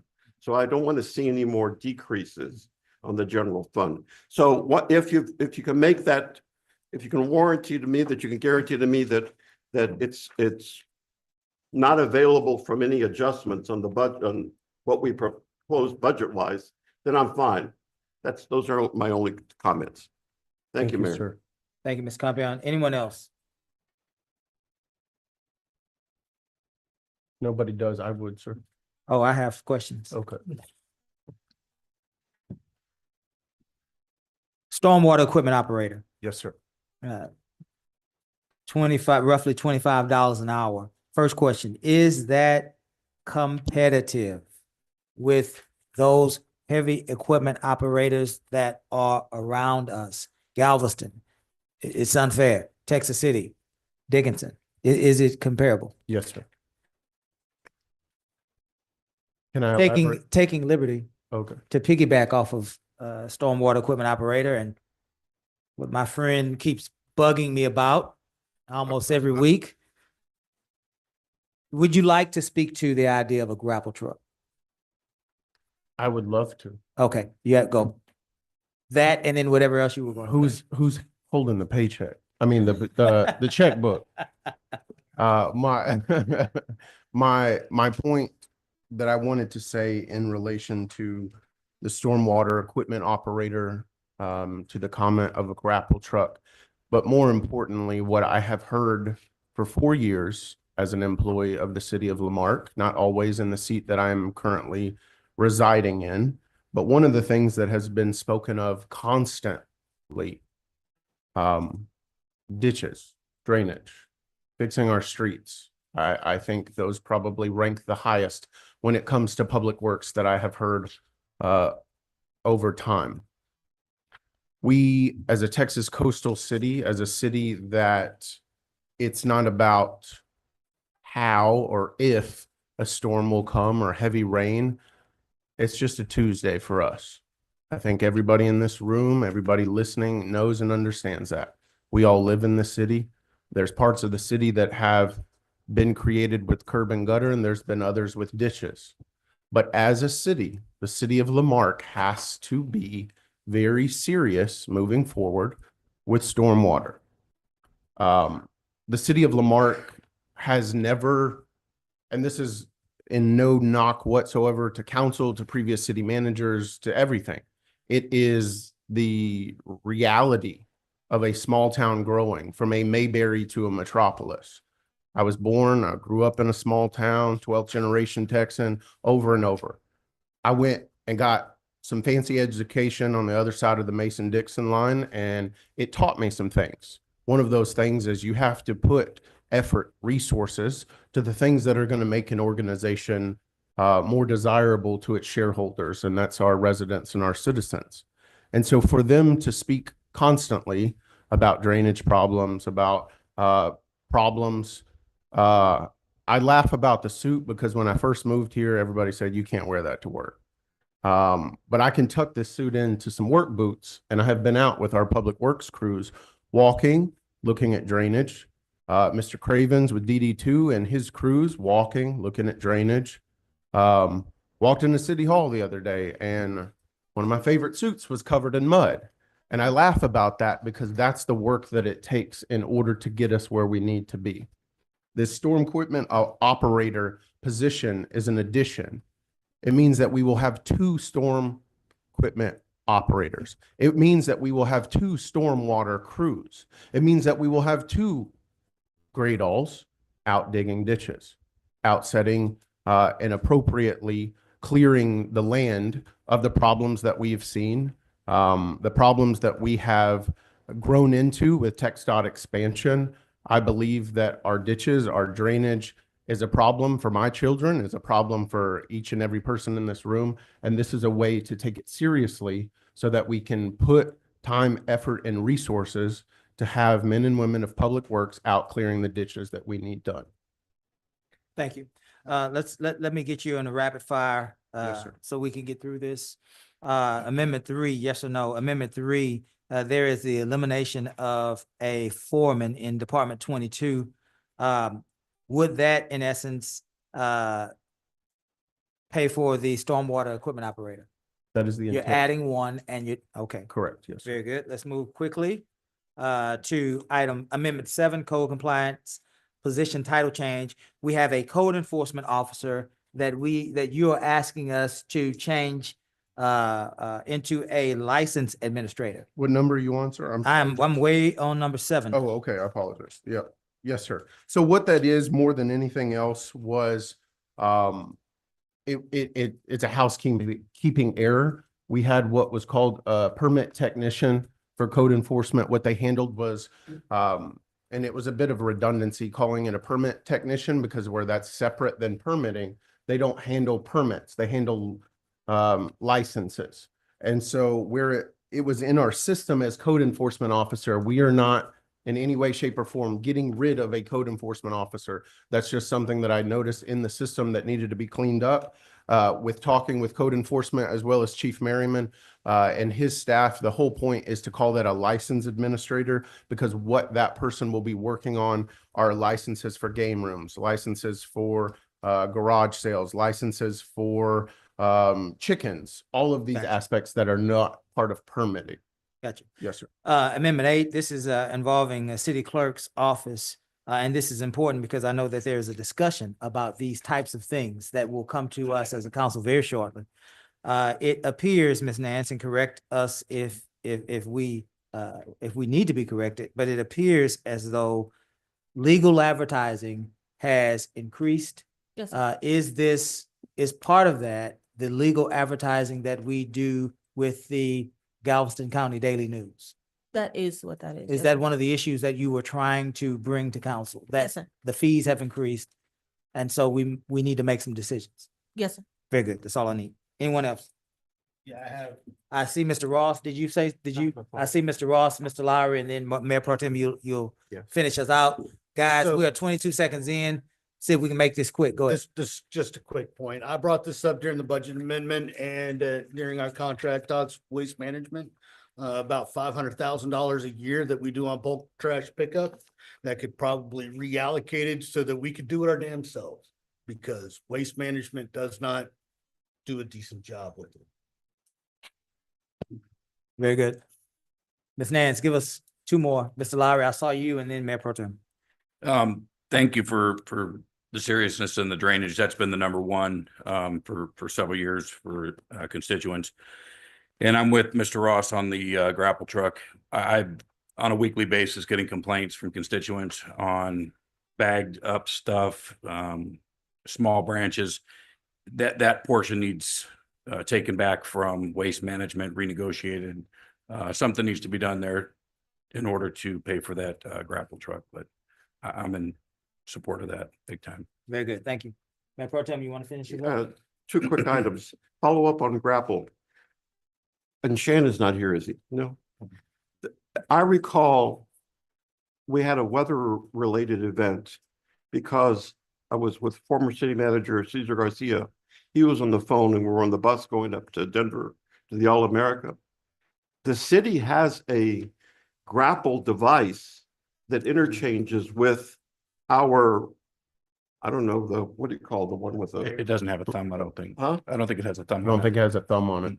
So Well- it doesn't have a thumb? I think it was enough to pick it up because we had a smaller weather event, which wasn't covered on anything. And we collected the brush with that item. I just remember that. And then because we do have that need on Garrett, I was out on Garrett. There's a whole block basically of brush that's there along the side of the road. Same thing on Duro. Legal advertising, Mayor, that is a pending item before the legislature. The legislative session ends next month. The effort is going to be made to go ahead and permit alternate methods of advertising. So on that. Good stuff. Good stuff. I think before we entertain a motion, yes, sir. Mr. Hicks Yes, sir. is patiently waiting. Was this the line item This that was- you wanted to This communicate was with the him? line item that I wanted Stormwater, to discuss with him. under the Yes, stormwater? sir. Did you want to have a conversation with him? I, A very, I very just quick wanted one? to say that I obviously, Mr. Hicks, like I said, I have all the information that you wrote down as it relates to Kirby and Volney, as it relates to that drain and all of that with regardless of how this ends and regardless, we're here to do the work of the people. So the stormwater crew will be looking at those concerned areas. But obviously, Mayor, my intent with this is to make sure that A, B, C, D, E, F, G, as many districts as Lamarck has, that the drainage Absolutely. is clear. Absolutely. Mr. Hicks, sounds like we're being asked to add another heavy equipment operator. So that we will have two crews, what do you call those trucks, Rashad? Great all. Two Grados. Thanks, my friend. And so what that looks like is that we are increasing our capacity to maintain our ditches in hopes that we would get to your location and do a fine job for you and your neighbors. And so we're acting on that tonight. Very good. Anyone Mayor, else? There was another person that spoke about that lived in the Mary Melody area that had talked about drainage as well. I spoke to several members of that community, most recently at the community-oriented policing meeting that we had, because they asked specifically about drainage up to 45 and then on the other side. And that is a conundrum, let me tell you. With the expansion of 45, obviously there's a lot of work to be done, but it allowed us to meet with engineers out on the side of the highway in order to discuss that. Obviously, I know from council, I'm still working with TxDOT on their schedule so that they can come workshop for city council. But I did speak with the engineer that morning with Mr. Bro, who is our interim public works director, as well as Brent from Attico about all of that. Frankly, we found some things that I wish that we didn't, but they are problems that not only have we started to fix them, but we will continue to fix them in an appropriate manner. Very good. That's about as far as we can go with this because we're getting off topic on the budget amendment. Ms. Yancey, did you want to add something? And then we're going to call for the vote motion. Yes, sir. For TxDOT, Raquel Lewis is the communications specialist on that. I did talk to her about some of what we're dealing with on that and some of the issues that we've had on Maryland. So she offered, and I know, Joe, you and I know about some opportunities with HGAC that we may be able to do with HGAC and TxDOT to alleviate some of those issues that we've had in that area and in Mr. Hicks' area as well. That's been kind of ongoing. Yes, ma'am. And I was telling her that, so maybe we can do something interlocal. Love it. Very good. That sounds like synergy. I will then entertain a motion. Second? Second. Any discussion? Hearing none. We've heard it all. Let's call for the question. All those in favor? Aye. Any opposed? Thank you, council. Item 8.2, resolution number letter R-2025-0020, authorizing the acceptance of the fiscal year 2025 SB 224 catalytic converter grant award from the Motor Vehicle Crime Prevention Authority. This is a no match grant. Mr. Pritchett, Yes, sir. let's move. I will entertain a motion. So moved. Is there a second? Second. Any discussion? Hearing none, we'll call for a vote. All those in favor? Aye. Any opposed? Thank you, chief. 8.3, resolution number letter R-2025-2021. Ms. Nance, is that 0021? Says 0. Yes. Okay, let me read it again. 8.3, resolution number letter R-2025-0021. Let the record reflect 0021. Approving the resolution to recognize World Migratory Bird Day. I will entertain a motion. So Is moved. there a second? Second. Any discussion? Hearing none, we'll call for a vote. All those in favor? Aye. Any opposed? 8.4, resolution number letter R-2025-0022, approving application for no match AAA road safety grant. This is a no match grant. I will entertain a motion. What exactly? We can discuss. Would you like to discuss first? Give us a couple of minutes, Ms. Nance. Mr. Pritchett, is that you? Is that one of our lieutenants? I see a deputy chief. I see a police chief. I See think a I'll, fire I think chief? I'll take this one for this evening. Very good. Let's move. I'll make sure they all owe me one.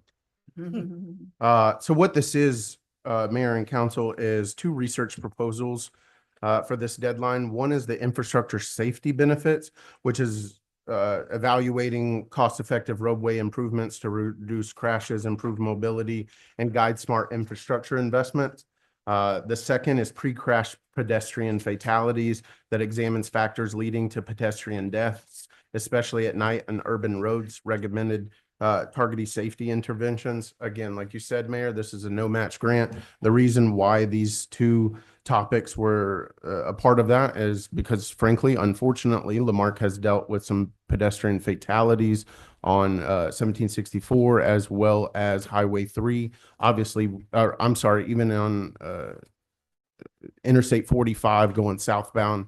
I think we all remember the tragic loss of that student and everything that surrounded that. I know it was a hard day for the police and fire of Lamarck. But what this is to look at our infrastructure of our roads, to look at safety, to look at speed bumps, to look at all of the different resources that we could use for our city to strengthen our road safety infrastructure, and then obviously to maintain how we prevent pedestrian fatalities. Did that get it for you, Mr. Ross? Yes, sir. Very I good. Need a better understanding of all the jargon that I was reading here. I do understand. I will then entertain a motion. So moved. The second, Second. any further discussion? Hearing none, we'll call for the vote. All those in favor? Aye. Any opposed? That was 8-4, Ms. Nance, is that correct?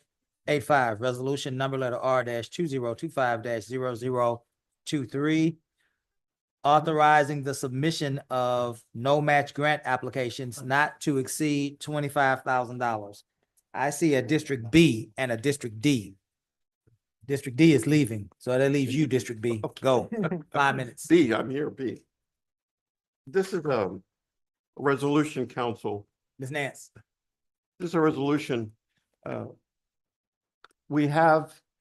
an interesting part of both the history of Lamarck and the country with changes.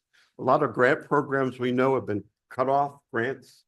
FEMA just cut off a significant grant. That's another discussion at the supper time on FEMA, with the disaster planning. But we have the opportunity to go after a lot of smaller grants, especially through the Houston Galveston Area Council.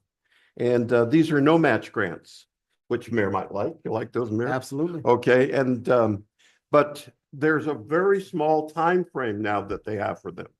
And rather than waiting for council meetings to come back, any grant writer, or specifically Miss Alice, Ashley? Correct. Yes, sir. Yes, who, by the way, her husband just passed away, right? And our condolences. Absolutely. But call it Alzheimer's. I'm all right, Gus. Alzheimer's. Okay. And anyway, that's the reason for this resolution. Go ahead and get the grant submitted and see if we can get them. And then they brought back to us if they're approved for us for acceptance. That's all. So, Miss Yancey, did I see anyone else? Miss Yancey, you go. Thank you. so, Councilman Compiani, you're saying for any grants that don't exceed 25,000, just giving them a blanket authorization to request it? Is that what you're saying? To go ahead and City manager would. City manager would- with the notice of city manager and finance director. I don't have any problem with that. Anyone else? Mayor? Yes, ma'am. We had a legal. Yes, we were just wondering, Kiara and I were wondering, from the motion, or from the discussion, it appears that the motion is going to be authorize the submittal upon approval of the city manager. We're not just going to have people submitting Right, things right. without Yeah. that the city manager being aware. Is that correct? Yeah. Right. Well, Okay. let's get there, right? According to the correct. resolution. And the finance director, Correct, both. correct, Both. correct. Yeah.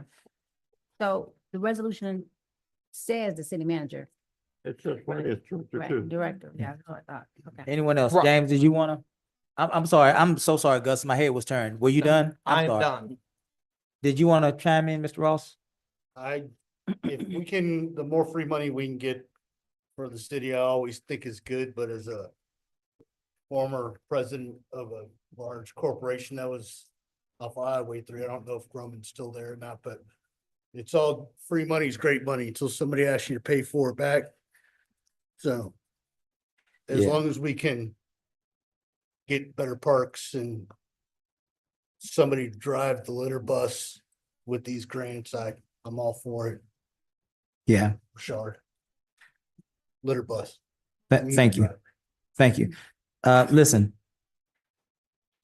I think that, there is a way that we can do this, that council continues to have oversight. I think that I would be willing, to support this effort if, in fact, it is limited to the city manager and the city manager alone, not the police chief, sergeant chief, not the fire chief, not the finance director, but the city manager, who is the CEO of our city, number one. Number two, whenever the city manager makes a decision to apply for a no match grant that does not exceed $25,000, it immediately is emailed to the council, and it also is shared with the community on the very next city manager's report in our council meeting packets. Is that 2 or 3? You got 2 so far. Okay. Also, if in fact we are awarded this grant, that we do not accept the grant until it is brought before council in an open, regularly scheduled council meeting where a majority of council can vote to receive that grant. I think the issue for Mayor Pro Tem is the speed of application and not some sort of overstepping of accountability, transparency, and communication with our residents. I think that what I just outlined personally gets us there. It gets us to a place that we can be flexible and fluid, Mayor Pro Tem, but also it gives oversight along the way. And so if you will accept that, I know that you didn't have any parameters other than you just wanted us to be able to quickly respond. But if you'll accept that, then I will definitely be a part of this affirmative vote. Yes, sir. Go ahead, Joe. One item, the notice, the prior notice to submit to the only reason I put both the city manager and the finance director is because of turnover. Okay. I want us to have somebody watching this, right? That there's notice, but I agree. Once something is submitted, we should be notified. Right. We submitted a grant to so-and-so, Right. HCAC or whatever it may be. So you want to keep language that says that the finance director must be notified as well, As is what well. you're saying? Oh, I have no problem with that. Yeah, I have no With problem. that. And then Yeah. the other process in terms of what is it, the notice, City manager, council. yeah, the notice- email, the Yeah. city manager's report. You good with that? Yeah. Okay, very good. Again, for those of us that are listening, there will not be any receipt of any grant monies without the final approval of 3 of the 5 members of this council. That is not what we are sharing tonight. What we are sharing tonight is that we are trying to provide more flexibility and a quicker response to some of these grant opportunities that are smaller in nature, therefore faster in their process. And so I will entertain a motion. So moved. Is there a second? I will second. Any further discussion? Hearing none, we'll call for a vote. All those in favor? Aye. Any opposed? 8-6. Texas Water Development Board, TWDB, Clean Water State Revolving Fund, CWSRF, authorizing the postponement of the ordinance authorizing the sale of certificates of obligation to evidence a loan from the Texas Water Development Board and the related public hearing. Mr. Pritchett, is this something that you want to lead out I'd or? love to. Very good. 5 minutes, Ms. Nance.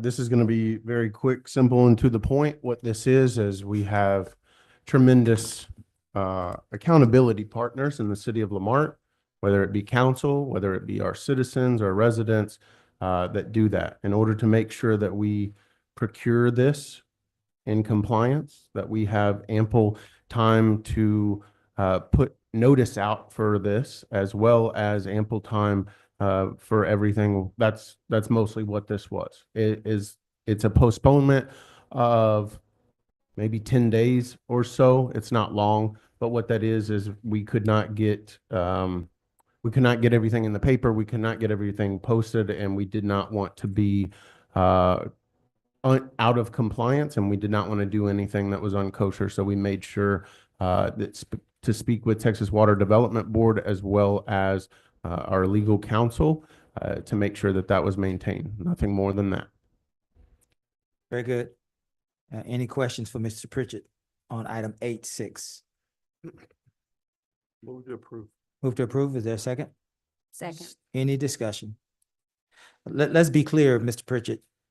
This council is not issuing certificates of obligation for any improvements. The council has acted to evidence alone, which sounds like, to me, some sort of issue with providing collateral, which is different than us passing a certificate obligation to buy a fire truck, right? Or to repair a water supply line. Very different. This is evidencing alone, nothing more, nothing less. Nothing more, nothing less. Very good. We just wanted to be clear for those that are listening at home. I will call the question. All those in favor? Aye. Any opposed? 8.7, purchasing. Approving the purchase of a drone under the fiscal year 24 catalytic converter grant in the amount of $29,458.40. Council, do we have any questions for, looks like Deputy Chief Wagner is on standby. And certainly Mr. Pritchett is here with us as well, Chief Oregon as well. Do we have any questions as it relates to item 8.7? So I thought this was supposed to be free. This is coming out of a grant, right? It's not actually costing the city any money. Correct. This one is Thank you. paid 100% by the SB 224 fiscal year 24 grant. No match. Very good. And what this, Go ahead, Ms. Jansen. it's an amazing drone. Yes. That's 29,000. Yeah, So what does it do? Kind of just a way to, because we're trying to build basically a drone program within our PD, and thankfully the state we've got a lot of grant money, because we'll be coming back to you with another drone in not too distant future under the same grant. This particular drone, its primary function was 3D mapping of our outside crime scenes. We were talking about fatality accidents earlier on the freeway. If you'll remember when we had the pedestrian accident on the freeway that shut down both sides of the freeway for half the day, we had to wait till the sheriff's office got out there with their drone. They put up their drone to map the scene. They are very, very advanced. We're not able to buy your domestic kind of, or your commercial drone. These drones only sold to law enforcement government agencies. They're autonomous. Basically, we say, hey, here's the crime scene. Go map it for us, and it'll map it. We can also use it for if we have missing persons. Again, something near and dear to my heart, missing children that we've dealt with. If we need to search a wooded area, it's got thermal cameras on it that we can search that area. If we're looking at some type of a response to a location and we want to get eyes on it before we get there, we can do that with this. We're also trying to, and it's actually the brainchild of Deputy Chief, is we're trying to build our what we call our drone first responder program. That's going to be the second drone, which is primarily also paid for by this same grant.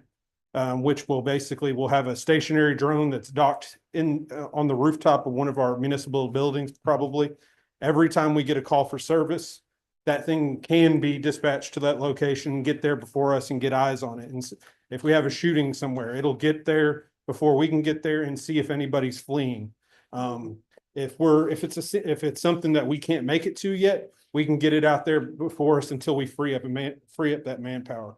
If we have an officer in distress with the new body cameras that council's graced us with, we can dispatch it. We get an officer that's not responsive to the radio, or he's down or something like that.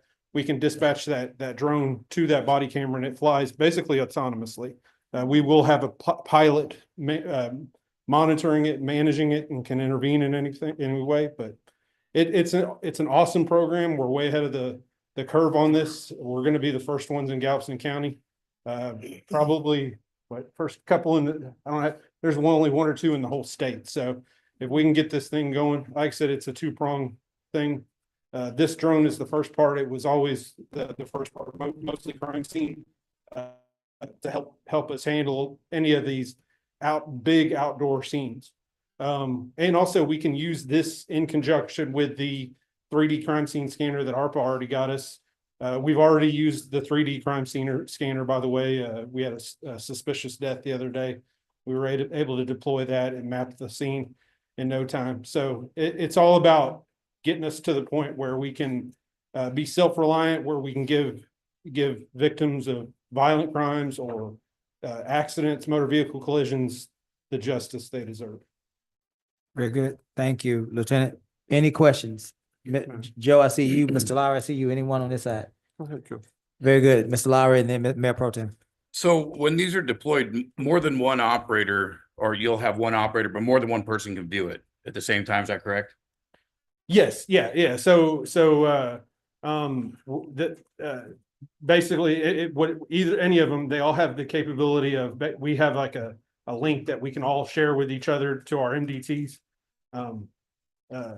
where we can view the streaming video the whole time. So, and then also dispatch. And then, so if you deploy one off the rooftop, as soon as it's deployed, it's recording. So it could pass a vehicle or something, and it would be recorded, downloaded, and saved, correct? Yeah, whatever parameters you set it to. If you want it to record immediately, if you want it to record when it gets there, if you want it to halo the crime scene or something like that, you can set all those parameters. Let me say something. I went to the Chiefs conference last week, and I saw this drone we're talking about.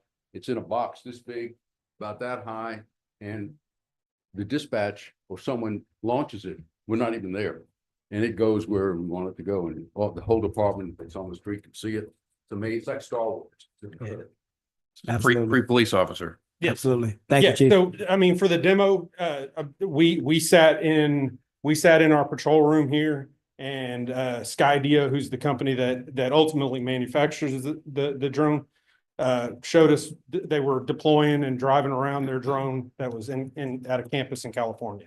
And what kind of lifespan do they have as far as like the once it's up in the air, like 30-minute, 45 minutes as far as the battery? It depends on weather conditions. The more windy day or anything like that, rainy day, it's going to have to work harder. But generally between 30 and 45 minutes. And the good thing is, at least for the one that's on the dock, is every time it docks, it's charging. When it takes off, it flies as long as it can, comes back, docks.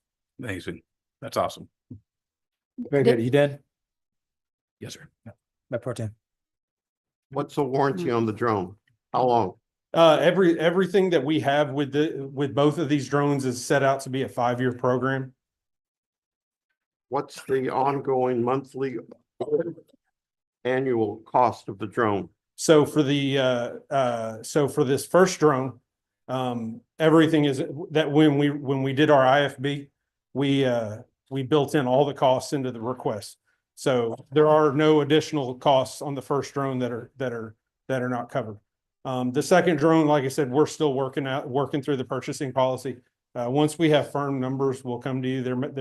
There may be a yearly installment and we'll bring the program to you, and if you agree to if if it seems worthy, we'll give you that option.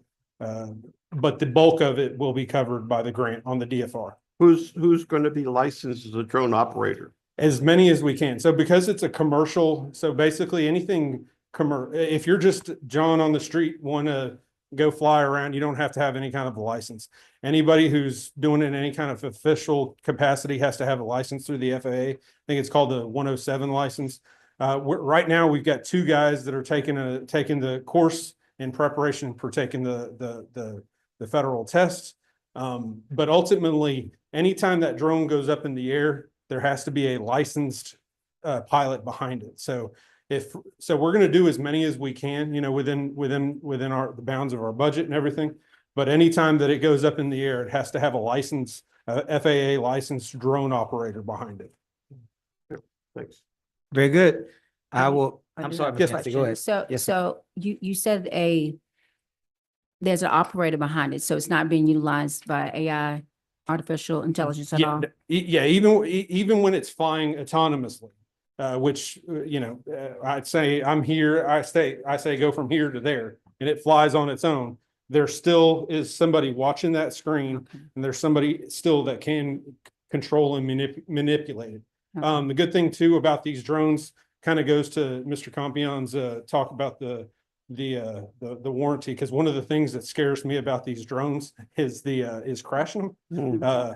These have probably the most advanced anti-collision sensors. We were messing with it behind the police department, and the guy said, "Hey, steer it straight into the building." And I tried like heck to wreck that thing, but it won't wreck. So that between that, the device has its own connection to the internet, cell phone. So there's multiple things built in there to make sure that this thing is ultimately, that we can control it, protect it, get it back, and protect our investment. absolutely. Anything else? I will entertain a motion. So Is moved. there a second? Second. Any discussion? Hearing, we'll call for a vote. All those in favor? Aye. Any opposed? 8-8. Thank you, Lieutenant Gandy. Thank you, Chief Argon. Thank you, Deputy Chief Wagner. 8-8, meeting cancellation. Canceling the regular city council meeting scheduled for May 26, 2025. I believe this is our tradition because of Memorial Day. Is that Yes, sir. correct? Very good. I will entertain a motion. So moved. Is there a second? Second. All in favor? Aye. Any opposed? Item 8-9, District A requesting a public information request and a judicial ruling regarding a council member's eligibility to serve on council. Council, we've met so nicely tonight. The flow of the meeting has been so fabulous. Let's be mindful that the chair has to try to allow discussion and discourse to go back and forth. Let the chair recognize us all when we speak, and I believe we will be able to get through this. If not, certainly the first thing that we will do is cut mics, and then the council will have to take further action. Don't think it'll get that far tonight. I think we'll all allow the chair to recognize us and we can get through it. This is a District A request. And so, Ms. Yancey, we will start with you, but all of us will have a chance to speak. Ms. Yancey. Yes, thank you, Mayor. This is not an easy discussion, but I think it needs to be had because it has been brought to our attention from our constituency about, and because of our charter speaks to it that we govern ourselves. I, like you, I don't want to spend a lot of time on it, but I do have some concerns. I've made copies of some of these concerns. I can pass that to you and Joe as well. How many do you want, Mr. Lowry? It's a package. Do you want any for? The attorney, that's fine. You need one? Oh, yeah, I forgot he has one. Go ahead. Mhm. Go ahead, Ms. Yes, I'm sorry. So according to our charter,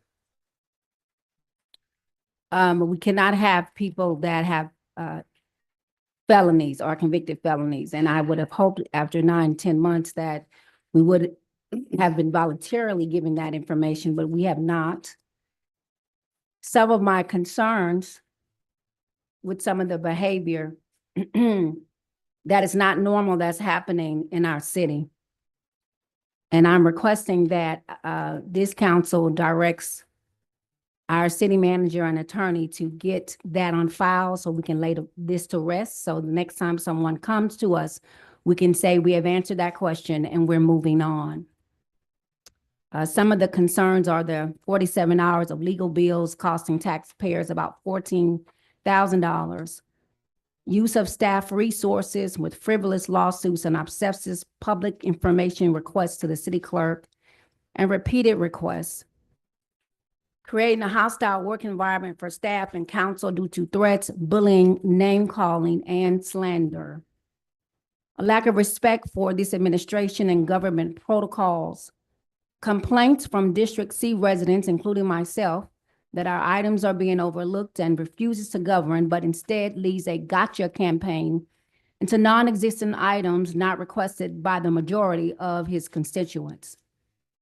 Uses paid for hire reporters to discredit our city administration, this council, and our residents. Official oppression of citizens who peacefully protest. Refusal to show paperwork that he is not a convicted felon. Harasses council members that disagrees with him, the mayor, Yancey, myself, and Ross, calling them thugs, child molesters, and traitors. Harasses neighboring elected city leaders in Dickinson and Texas City on social media pages. Ms. Jansen, Yeah. Yes, let's let, I'm stating the case why we need to do it. Why the behavior, I'm stating the case, and I'm on the agenda. Okay. I'm stating the case on why we need to do that. Normally you would not. If our charter says we are the only one that can vet, because you all didn't. And the residents are saying that we are the only ones that can vet, that I'm laying the foundation of why we need to do this. Okay. Because of the behaviors. I- Currently harasses. hold on, Ms. Jansen. Let me finish the Okay. process and I'll Okay. be with you. I've, What is your, I've what is- raised my concern. If people are free to proceed as they see fit. What is your concern? I'm sorry. I was merely concerned that we were getting off of the agenda because the agenda speaks to council's eligibility to serve on council. That was all. Right. But the eligibility to serve, but we're, Yes. according to our charter, we're the only ones that can vet each other. I just want it, I don't want it to be a question, but because of the behaviors that we have seen, and because we have not been given that to us voluntarily, which most people should do. If you want to lay that to rest, then you bring it voluntarily, say this is no longer an issue, and we can go on. I understand that. Yeah, yeah. Okay, I got I you. understand. I got I was All right. was saying what I had to say and Number y'all are free to 10. proceed. Thank you, Gus. Harasses neighboring elected city leaders in Dickinson, Texas City on social media pages. Currently harasses a church and the senior pastor of the New Vision Baptist Church in Dickinson. He does not correct his behavior when censored 3 times by council, but in fact gets worse, no matter how bad he looks or how bad he makes our city of Lamarck look. Inserts himself into local elections on city web pages by endorsing candidates, which is an election code crime. Refuses to listen to our city's attorney's counsels on matters related to protecting the city of Lamarck. I beg this council to let's vote to answer this question once and for all. If he's not, we should not allow the residents to come against him in that fashion if he's no longer a convicted felon. If he is, then we are violating our own charter. Now, if we can buy a drone for $26,000. 29. Ms. Was it Lowry, Or 29,000, thank you for the correction, Let's- $29,458.40. And this is something that will cost us much less than that to put ma'am. this to rest. So I beg this council, because people have asked They've come to the podium. They may have embarrassed him. I don't know. But I think this is a question that we need to ask, and we need to put it to the side. If he is not, then we can say that and go on. But I do ask that the behaviors, please stop.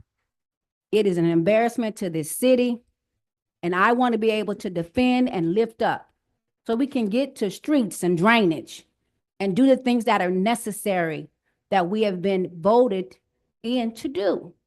This is a major distraction. It's a major distraction for me and for my family and for my constituents. You just heard Mr. Hicks come and say, you know, he's been having that issue with the drainage. We want to focus on that, not all of this.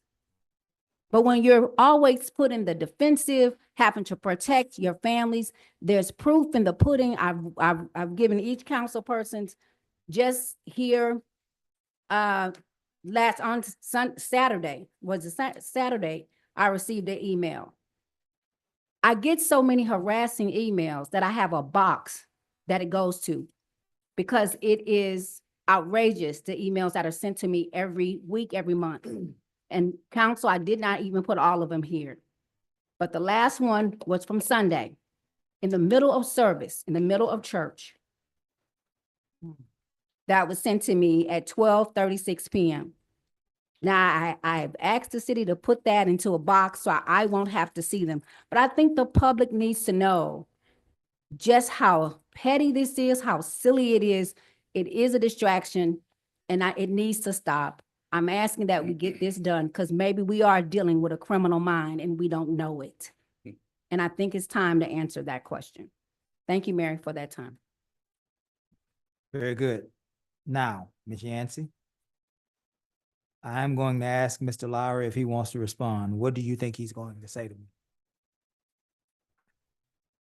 Very good. He's going to respond.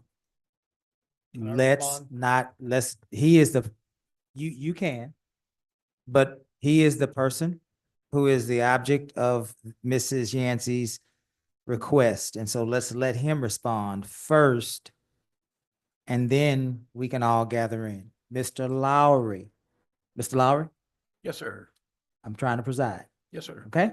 Absolutely. So if you hear me, doing my job. Sure. You have the floor. All right. So council meeting after council meeting after council meeting, we get up here and we have a bash Joseph Lowry session. We have covered this topic numerous times. It's actually not questionable. She knows the answer. Everybody up here knows the answer. I am 100% eligible to be on council. What it is it's an attempted smear campaign again. We're complaining about use of our legal bill, but yet we're here again talking about the same thing that she knows the exact answer to. It's a simple smear campaign. The fact that we keep doing this, we got business to do in the city of Lamarck, and the citizens are tired of it. What I do outside of this dais is none of your business. I'm sorry if you don't like what I say, what I post, anything that I share as a journalist. You could censor me all you want. It's not going to change anything. I'm still going to exercise my freedom of speech outside of council. But to get up here and say that you're upset about 47 hours of taxpayers' money going to an attorney, how many dozens of hours have we spent back there in executive session over frivolous stuff? So please stop with the nonsense that is outside of this dais. It is unproductive for the city of Lamarck. I don't care if you don't like it. You've said that. I don't care. I'm going to continue to exercise my First Amendment right. The allegations here, harassing, untrue. Okay. Multiple times I hear the word harassing. It's untrue. If you feel that, please, by all means, file a police report. Okay. And if we're going to engage in something like this, and Mr. Gus has already received a letter from my lawyer, we will be fully prepared to 100% enforce or attempt to enforce everything in the charter, not pick and choose everything and everyone. Now, am I eligible to run? Yes, Ms. Yancey, You know, the answer is yes. But it needs to stop. What happens outside of here, leave it out of here. Okay, if you don't like it, fine, don't like it. Don't like it by yourself somewhere. Okay, it needs to stay off of the dais. Mayor Bell, I'm asking you, please, let's run more professional meetings. Let's keep what's outside of council, outside of council. I have every right to voice my concern about everything on this list. It is my right to do that.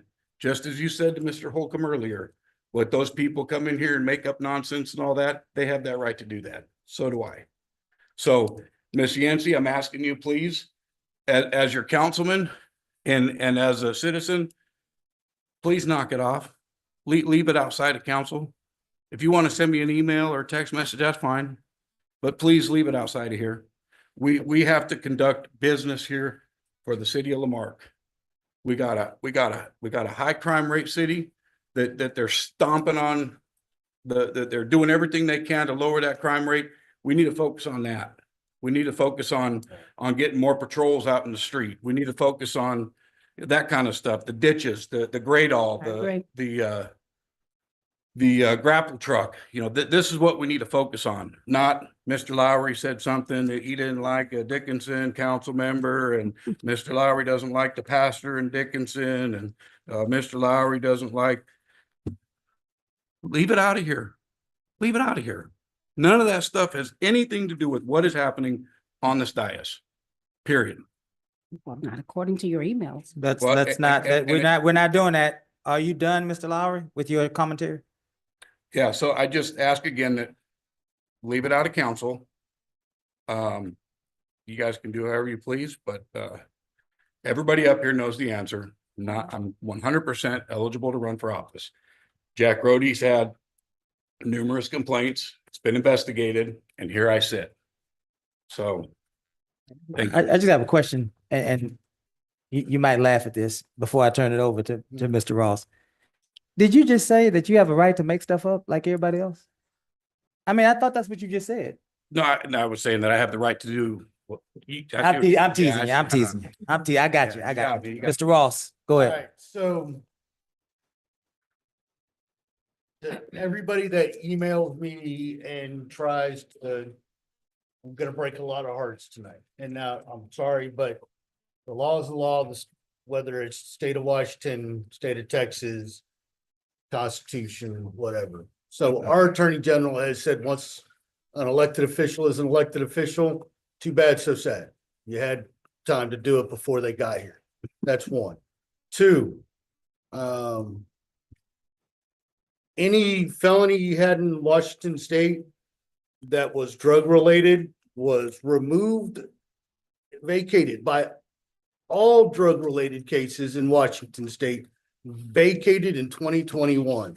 I hate to inform you of that, but all felony related drug cases in Washington State were vacated by a Supreme Court ruling in Washington State.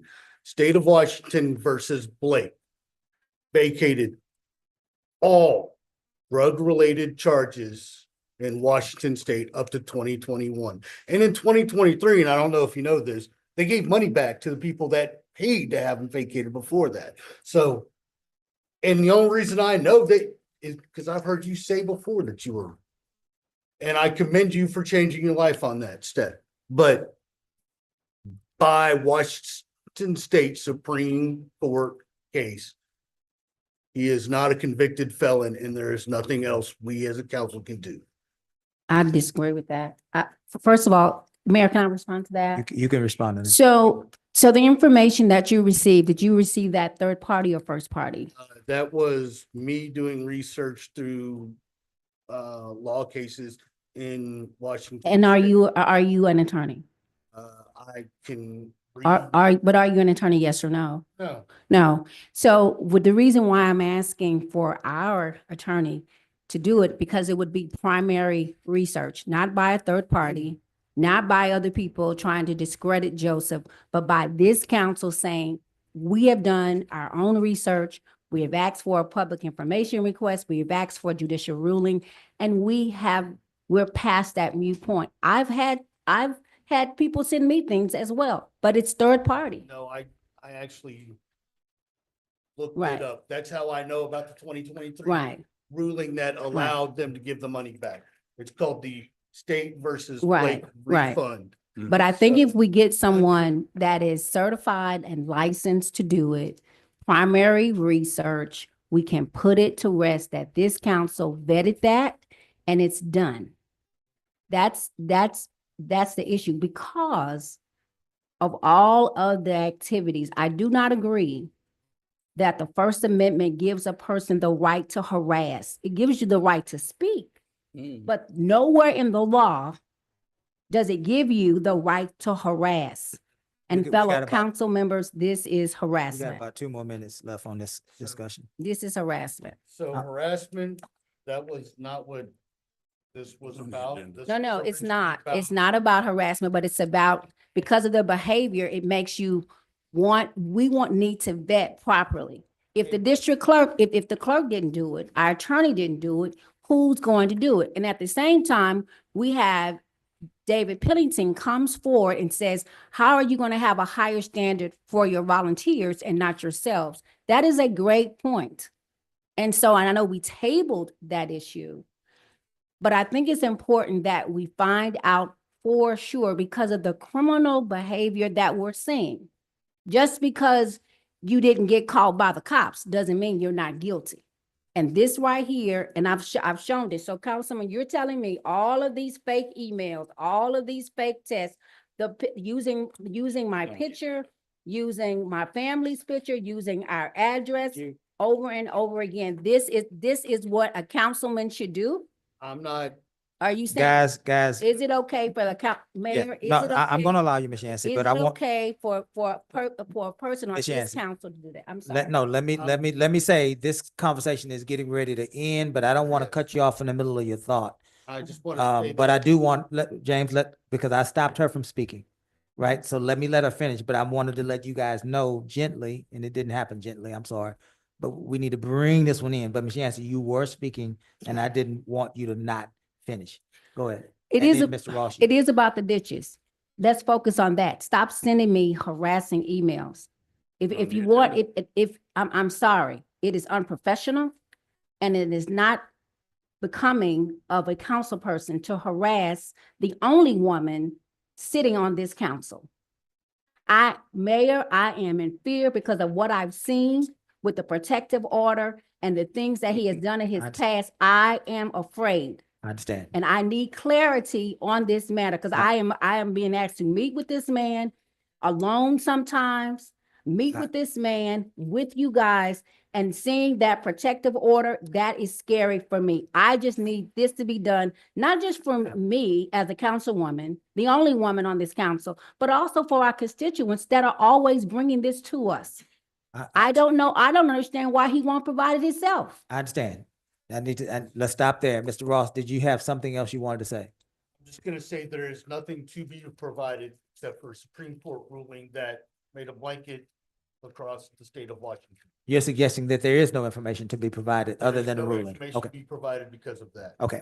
Secondly, I can't, whether I agree with this behavior or not, that is what our court system is being made, and in May, that decisions will be made on whether will we both put up with a lot between now and then. I'm quite sure it'll happen. But you can't look this up. This behavior happens because we allow it. We're done. We're done, guys. We're done. We're done. I want to say Mayor, if I one more may. thing. Just Miss one more thing Yancey, about we the have- DA, because he mentioned. We have exhausted this, Ms. Yancey. Well, no one has put it in writing. Can we get something in writing? He's talking about Jack. Jack is refusing to put it in writing. I understand that, but we've beaten this horse. It's not even a horse anymore. Mr. Lowry, I assume you want to say something. I'm more than willing to go to the district attorney's office or whatever. I mean, the police department can run my name. I mean, I'm not a felon. I mean, at the end of the day, I'm not a felon, and that's all that matters. And I'm here lawfully, and I don't break the law. I tend to stay on the right side of things. And so, I mean, if there's any question, I'm more than willing to go to the district attorney's office or, whatever you guys want to do. Okay. Joe, you need to stop talking. You're talking too much. Let me leave you alone. Mr. Lowry. Yeah. Go ahead and then I'll go. Mr. Lowry, I wanted to just respond to something that you requested of me. And it'll be painless. You said that you wanted more professionalism in the council meeting. That starts with all of us respecting the presider, right? The presider, the person who is endowed, empowered by the citizens of Lamarck to run meetings so that the people's business can be handled. We all have to respect that position, and we all have to listen and follow instructions, right? That will make a more professional meeting. Usually our meetings get off the rails when we start to overtalk each other and we stop following instructions, whether it's happening in the back in executive session or whether it's happening on the dais. The breakdown is we have to respect the presider. And as you can see, when you have passionate people, we all want to talk, but we all have to respect the presider. Last thing I want to request of you, Mr. Lowry, on the item of professionalism. Last May, the people of District C elected you in a fair legal election. And so they put you here. And so regardless of what Mr. Compion or Ms. Yancey or Mr. Ross or myself or anybody thinks about you, we respect that you were duly elected. You get what I'm saying? Here's the issue for me. I don't know if you realize this, but in that same election, same one, myself was elected duly as mayor. And so you can't say my election was valid in C and then say somehow the people don't want you as mayor when they just voted for me, right? We have to respect, you have to respect what the people have chosen in me, and I have to respect what the people have chosen in you. And so part of my role is to preside over the meetings. And so whether or not we agree, I have a job to do, right? And so that'll help us get to professionalism when we realize whatever beef I have with the mayor, at the end of the day, if we're in a meeting, we have to work together. His job is to try to keep the meeting going. My job is to contribute on behalf of the people of District C and try to listen in and help him keep this meeting flowing by following instructions. If something is happening that you don't agree with, you have a right, raise your hand, be acknowledged to speak. Mayor, I don't agree with that. I understand that. But professionalism starts when all of us respect the fact that all of us were elected in the same election by the same people. Maybe you, not you and Ms. Yancey, but some people that voted for Ms. Yancey voted for me. And Joseph, I know that this might hurt your heart, but some people that voted for you. So we have to respect each other. That's all I'm saying. I got a job to do. If I'm allowed to do my job, we can be more professional. Somebody's saying something that you think is out of bounds that you don't like, point of order, Mayor. That's not on the agenda. I got you. We'll talk to Gus. Okay? That's my part. Let's bring this horse into a barn. Mayor Pro Tem has some things he'd like to add, and then we will move forward with Gus's commentary and Gus's recommendation. Mayor Pro Tem. Gus, Yes, sir. our dear city attorney. Gus, question for you. Yes, and just so everyone's aware, I'm prepared to answer your No, questions and. Yes, Yes. that's right. That's what I'm going to ask you a Okay. question. Is it not true that eligibility to hold office is a state standard? There is a state law, Chapter 141 of the Texas Election Code speaks to the eligibility standards. Lamarck's, there is also a section of that law that allows home rule municipalities to adopt modified residency requirements. And my second, and this is by way of a question, because I believe that this request is defective. Requesting a public information request and judicial ruling. Is it true that this city council is not a judicial body? That's correct. Yeah, no, y'all are not. We're not a judicial body. But, No, I was asking for the review, Joe. let me finish, Ms. Yancey. One thing, please. Mhm. Let me finish my comments. Mhm. That's right. That's right. That's right. That's right, Joe. I You're got right. you. You're right. That's fine. Thank you, Ms. Um, Yancey. And this part about requesting a public information request, that's available to anybody, whether they sit up here or right there, anywhere. I would assume that any person may file I'm not intimately familiar with Washington public information law. I would assume any person may file one. Correct. That's the rule and. That's the rule here. That's the rule with the. I've with the- petitioned for information on Washington DC, right, and it's given to me. So that's my only comments there. That's all, Mayor. Very good. We are going to bring this into a barn. Gus, help us to understand what Ms. Yancey is requesting and what our role is on council per charter and what options are available to us. That's a lot, but you're That is- smart. That is a lot. So I will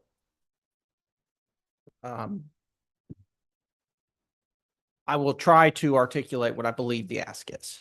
The ask is to have somebody up here, Ms. Nance, myself, Mr. Pritchett, send a public information request or whatever that version of Washington law is to the state of Washington for I suppose, judicial records.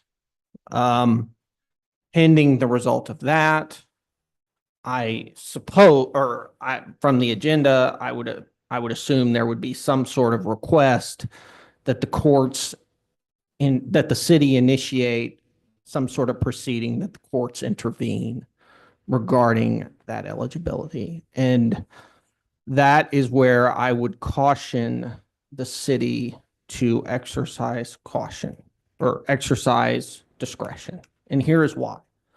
I don't know if the mayor pro tem has a felony. I don't know. But what I will say is that all 5 of you were elected.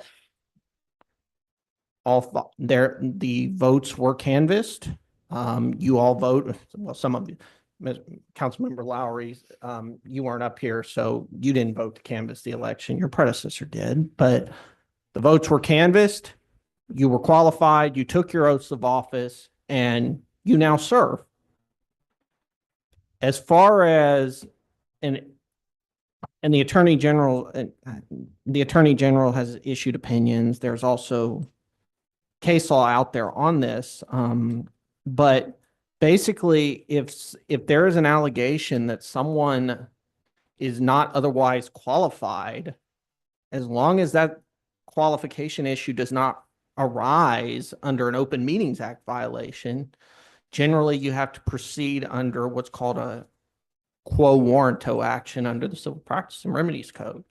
And there are only generally 3 people who can file that. That's the district attorney, that's the county attorney, or that's the attorney general. The city does not have the ability to compel any of those people to act. So at this point, you all are elected.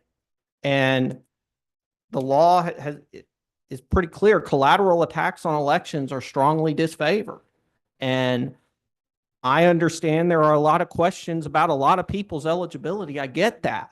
But my role is to advise the city. My role is not to advise individual citizens regarding election law issues. And the fact that this has now come up, I have to give council advice or I have to give my advice.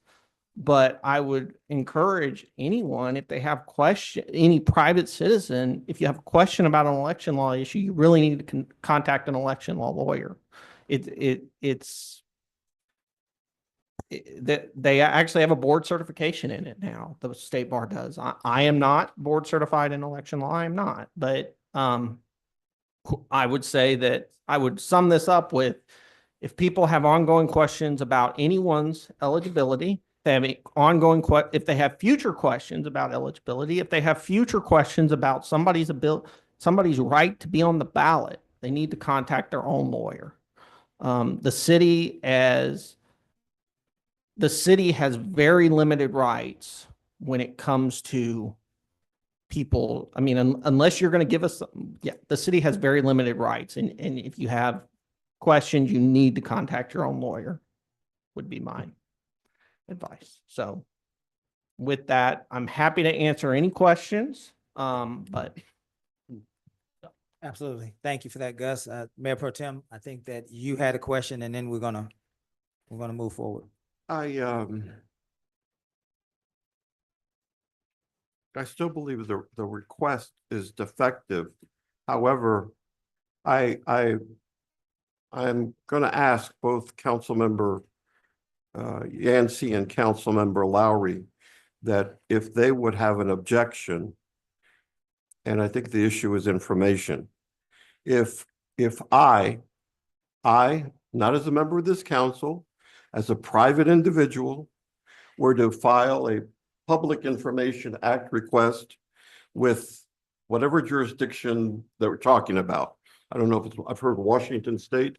I'm not aware of all the details, but I'll find out, right? And just to put this to rest. And if I get a reply, then I can bring it back and report. I'll stand right there and report. Right? This is the information provided by, and there we have.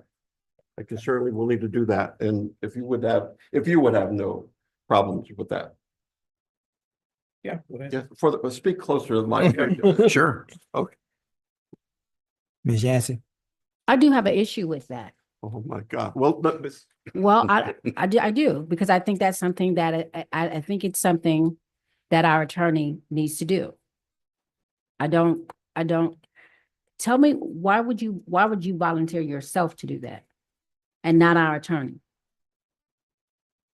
Who we pay? Who is an attorney? A practicing attorney? Why wouldn't we want, I mean, he does everything else for us. Why wouldn't we want that? I'm just curious. Man. Yeah, good, Joe. Ms. Yancey, and you don't have to be a practicing attorney or anybody. It is a right that we have in law to file a public information request. Right. So I guess what I'm hearing from you is that if Joe Compion files it, it's somehow tainted. Is that what I'm hearing from you? No. That's what I'm hearing What from I you. wanted is certified. I'm not saying anything about your credentials.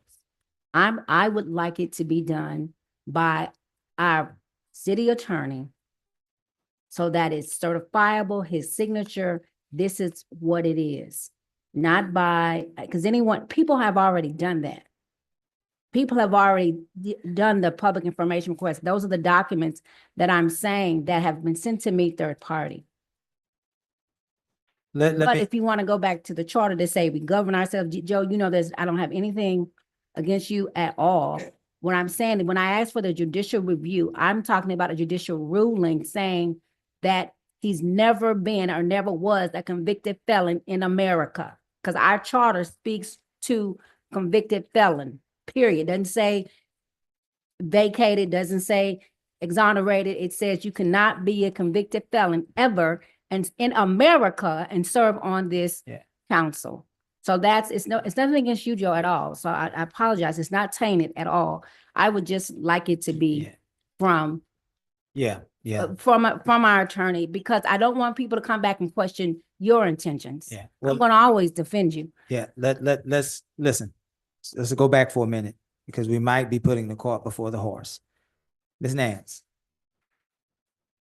do you have in your possession as city clerk any official record of Mr. Lowry's conviction of any felonies? No. Do what now? No, No, Say it loud. No, sir, not official record. So here's the issue.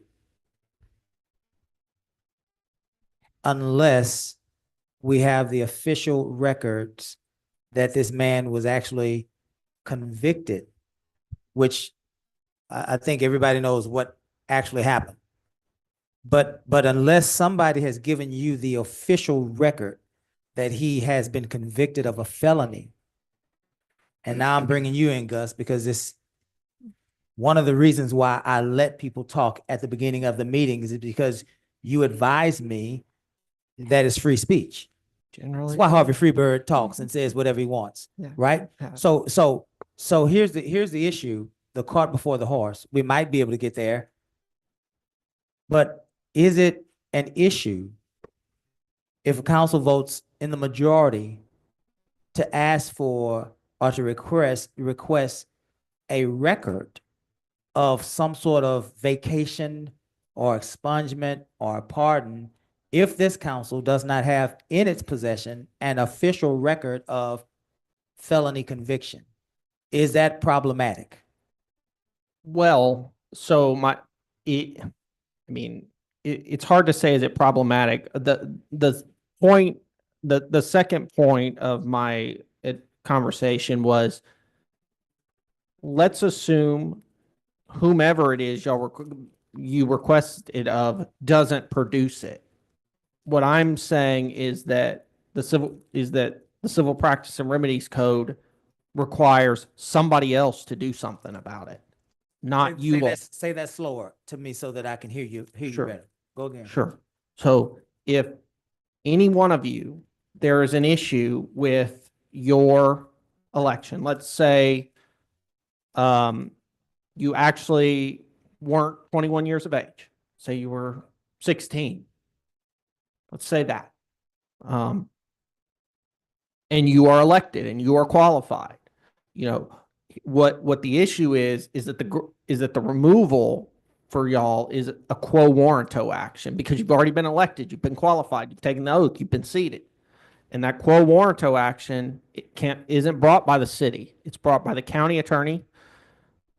That office is really vacant now in Galveston County, which is fine. It's brought by the district attorney, or it's brought by the attorney general's office. So it's not brought by the city. So my point to you all is this: you may find something out, you may not. I don't know. But what you find out, if it is what some people want it to be, which will be what others don't, and vice versa. But the lawsuit to do something about it, you do under the law, the city can't bring. Say that last part again. The what? You can't do anything about it. I can't do anything. You about it. can't, and let me couch that a little bit. Yeah. Okay. You can, of course, petition your elected officials to do something about it, but the lawsuit to do something about it has to be brought by the attorney general or the district attorney's office, or the county attorney's office. Or a private citizen, perhaps. No, I'm saying a private citizen can take it to the DA. they could, yes. The information is received. Yes. My biggest thing is that we have, I'm sorry, Mayor, can I speak? Yeah, I'm Ms. Yancey, sorry. with the horse, it's not. We don't even have a barn Oh, anymore. no, The horse gone, the barn gone. Right. Go ahead. Let's finish this. I just think it needs to be said that we did it, that we've done our due diligence. Yeah. And we've done it from staff, it's done, it's arrest. It can't be utilized anymore. Period. Yeah. Yeah. That's all, that's all we want. Yeah. So we can go forward. Yeah. I respect that, Ms. Yancey. I do. I really respect what you're saying. And certainly, Mr. Lowry and I are no strangers to mixing it up, clearly. Here's the issue though, the heartburn. For me personally, Ms. Nance doesn't have an official record that he's even been convicted. And that's for me, one person. I would like to see, I would need that before I entertain this. I do know that there are things out in the public. I do know that I've seen people have shown me things, but I think we are a council who is representing the community.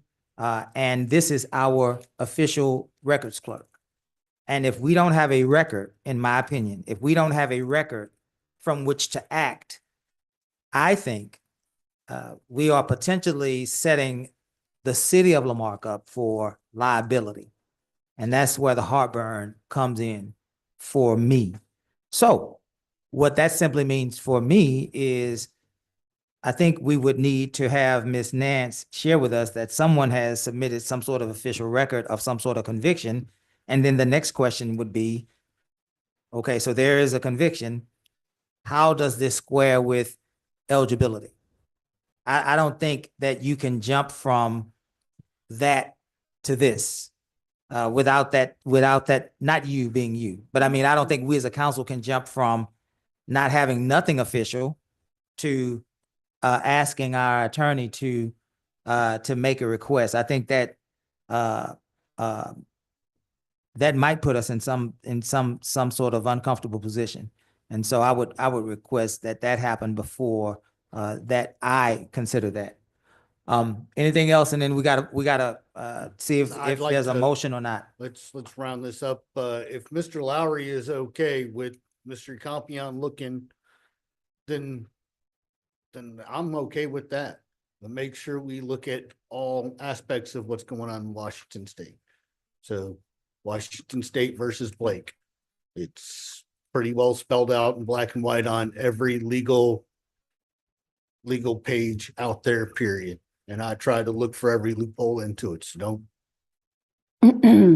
All right, guys. My motion is Go ahead, this. Ms. Yancy. My motion is that we have our city clerk, who's the official record keeper, to get a full, cohesive, not just Washington State, because I've been given things that there's others in other cities, but a full comprehensive review on the criminal history of Councilman Lowry, Councilman Joseph Lowry, because there are allegations out there about him being a convicted felon, and that would go against our charter.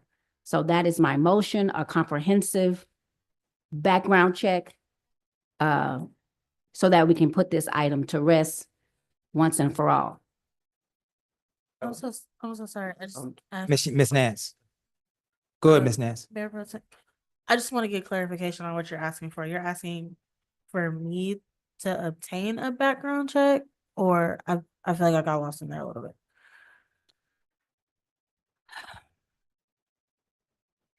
I really do think we need a background check. A full background check. So this won't ever be used against a city councilman, again, because of the things that he has said on social media and the other things that people have said. There's a lot, we need to clear that up. So a full comprehensive background check and a public information request from Washington State. Is that your motion? Did you understand the motion, Ms. That's the Nance? motion. Thank you, Ms. Nance. Ms. Nance, did you understand the motion? Yes, sir. Very good. I will entertain a second to that. Point of order. Point of order. Go ahead, That's not- Mayor Pro Tem. That's not what's posted. Make the distinction, Mayor Pro Tem. That's not the posted agenda item. Make the distinction. How does it differ? The agenda item is a request, requesting a public information request and judicial ruling Is that, Gus, regarding a I'm sorry. councilman's eligibility. did Ms. Yancey's motion veer far enough from the posted agenda item to make what Mayor Pro Tem's point of order is valid? I understand where the mayor pro tem is coming from. It's a public information request, not a background check. A background check is oftentimes something more than just sending a document. So I would say yes, the mayor pro tem raises a will valid amend- point. I will amend it. And you're amending it to what, Ms.? I'm going to Ms. Yancey? amend it to a public information to the state of Washington and the state of Oregon. A public information request.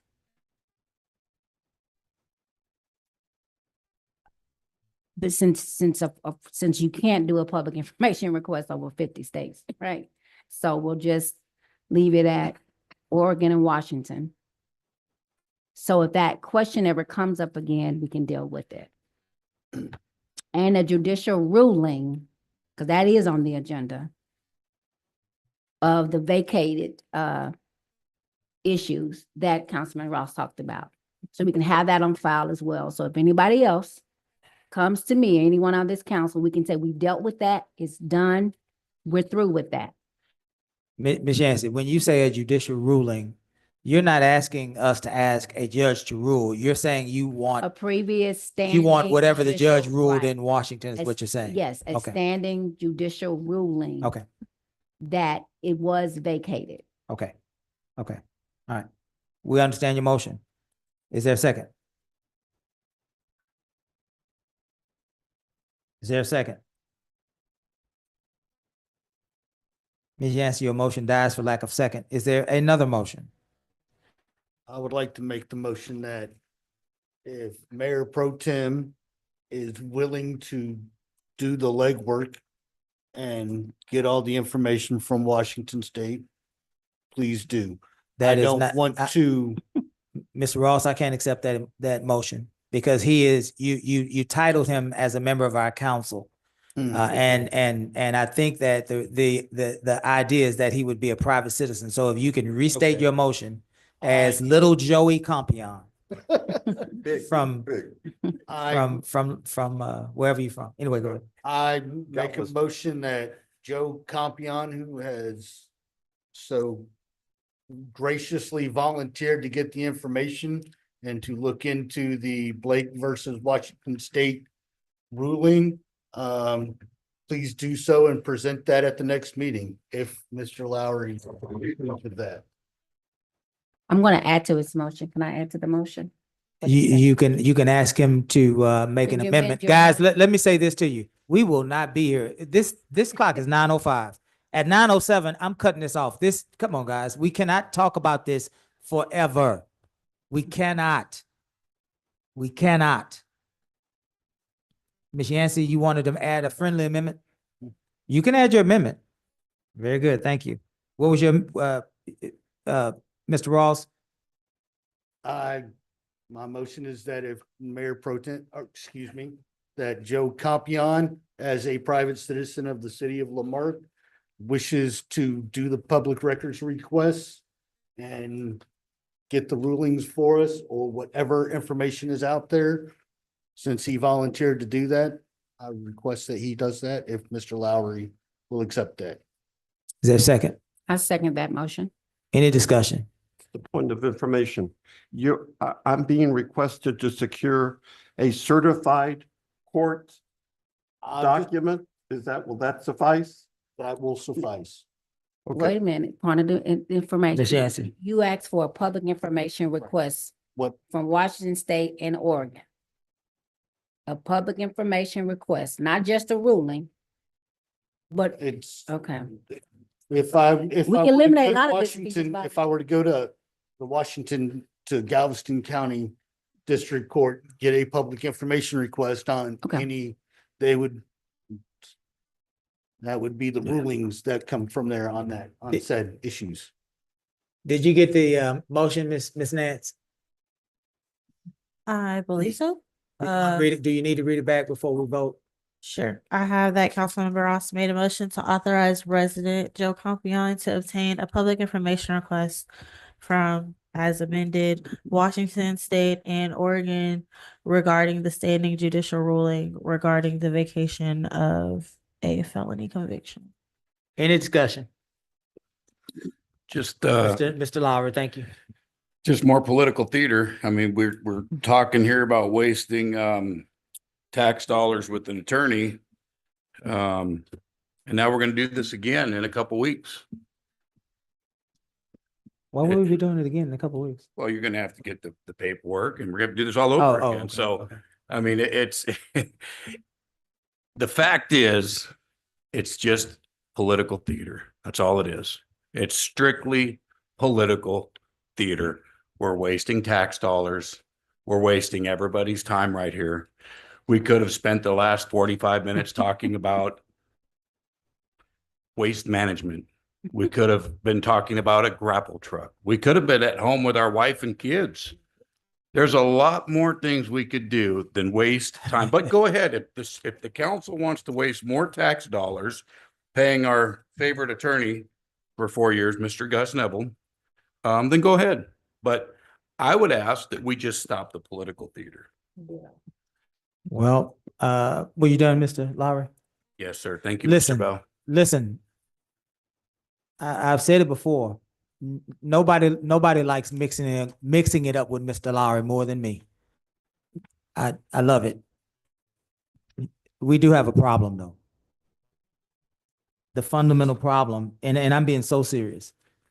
What we believe we know about Mr. Lowry has not been evidenced, and I'm not saying it's not true. That's not my point. My point is, if we do not have an official document within our city clerk's office that states that he has been convicted of a crime, and we proceed, what is stopping Mr. Lowry, Mr. Lowry's successor, Mr. Lowry's successor from making those same types of actions toward Mr. Compion's successor and Mr. Compion's successor?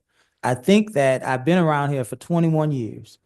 And as I said, it can be difficult dealing with Mr. Lowry. I'm certainly in that crowd. I'm trying to help you, Joe. Calm down. I'm trying to help you. But it is problematic that we don't have that document. Consequently, I don't believe that I am going to even vote to ask Joe to do it. Excuse me, Joe. To ask Joe to do it. Because I'm listening to Gus, and any action this council takes is subject to liability. What we, in my opinion, need is an official document that says that he's been convicted first. Then we can go about the business of actually trying to understand what we need to do about it. But until that, this is really, really, really, in my opinion, it's really problematic. Let's certainly move to a vote. As much as this is a hot topic of discussion, I have to stand up with 21 years of council service to tell us that there is a ditch ahead, and let's steer around the ditch. We can still get to, watch this, we can still get to where Councilwoman Yancey wants to go, but I think that there is a missing link. Very good. Let's vote. All those in favor say aye. Aye. James, you over there hanging out? What are you doing, James? It was your motion. It was your It is motion. my motion. Doesn't mean I have to vote for it. Oh, okay. Okay. Did you vote for it or not? No. Okay. Aye. 2 ayes. Any opposed? Nay. Nay. Nay. Motion fails 2-3. Well, would he volunteer it himself? That's something that you can request of him in requests and announcements. Okay. Item 9, City Manager's Report. Ms. Yancey, we do understand where you're coming from, but there comes a time where you have to protect the city first, and we can get to where it is that you want to go, but we need that missing link in order to be on solid ground. Item 9, City Manager's Report. A submitted report to update council and community on the standard operations of the city. Report can be acknowledged as a whole or discussed at the pleasure of council. 9-1.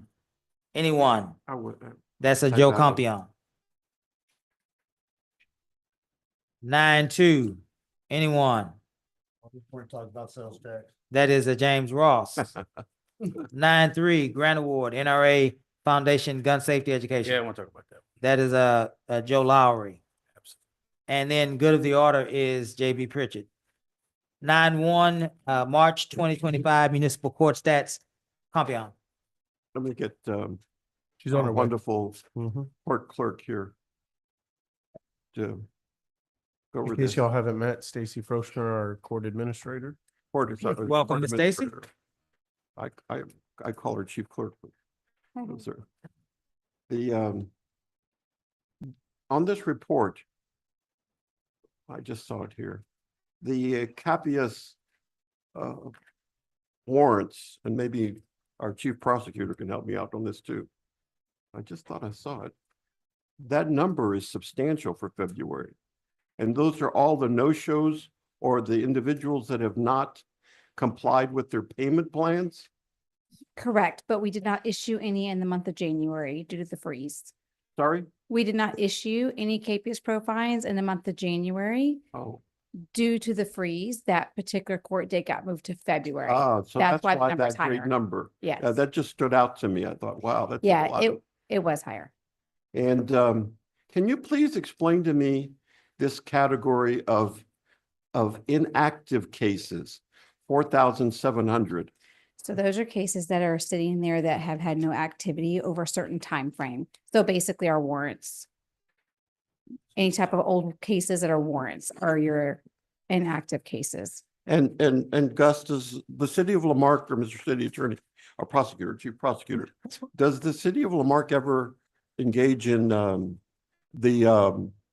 what is it the other cities do is the warrant? The warrant roundup? No, not the roundup. I know we do He's that. talking about the amnesty program. Amnesty. So I can answer Yeah. on that. Yeah, Okay. yeah, please. So we have not done an amnesty program. However, we are a safe harbor court, and we as court clerks have been actively using our text messaging system to message all of our old warrants and getting people to realize that they can come in without being arrested.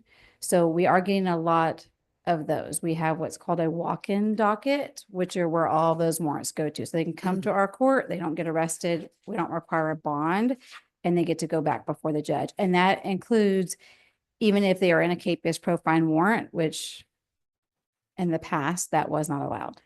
And that notice, is it repeated in Spanish?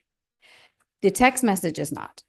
I think you're going to have some greater compliance, and I'm just going Right. back to my short services at JP, that's an important messaging in Spanish, because it was my experience to see that there were people that were just stopped because of the freeway, right? Right. And so I think we might have more compliance. That's just an idea there. Which we can do that. We can put the text message in English and in Spanish. Yeah, that's all right. That's all I had. Thank you. Okay. Very good. Thank you. Thank you, ma'am. Item 9.2, that's sales tax revenue report as of April 2025. Mr. Ross. Finance director's not in here. Has there been any look at why we are down besides the?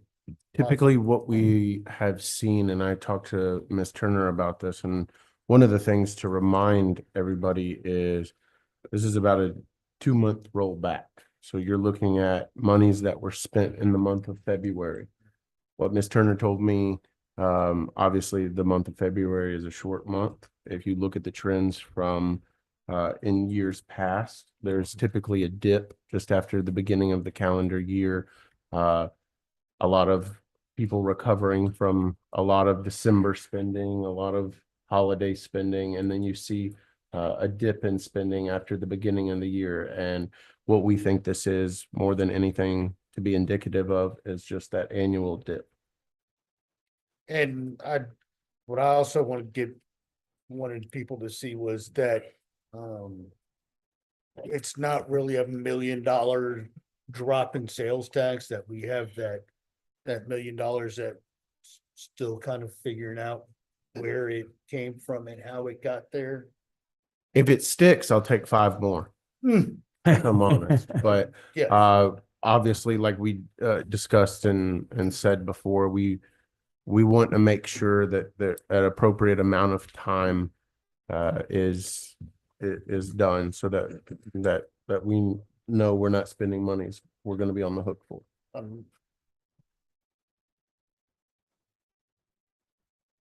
Done, Mr. Ross? I'm done. All right, this is now 9.3, Grant Award NRA Foundation Gun Safety Education. Mr. Lowry.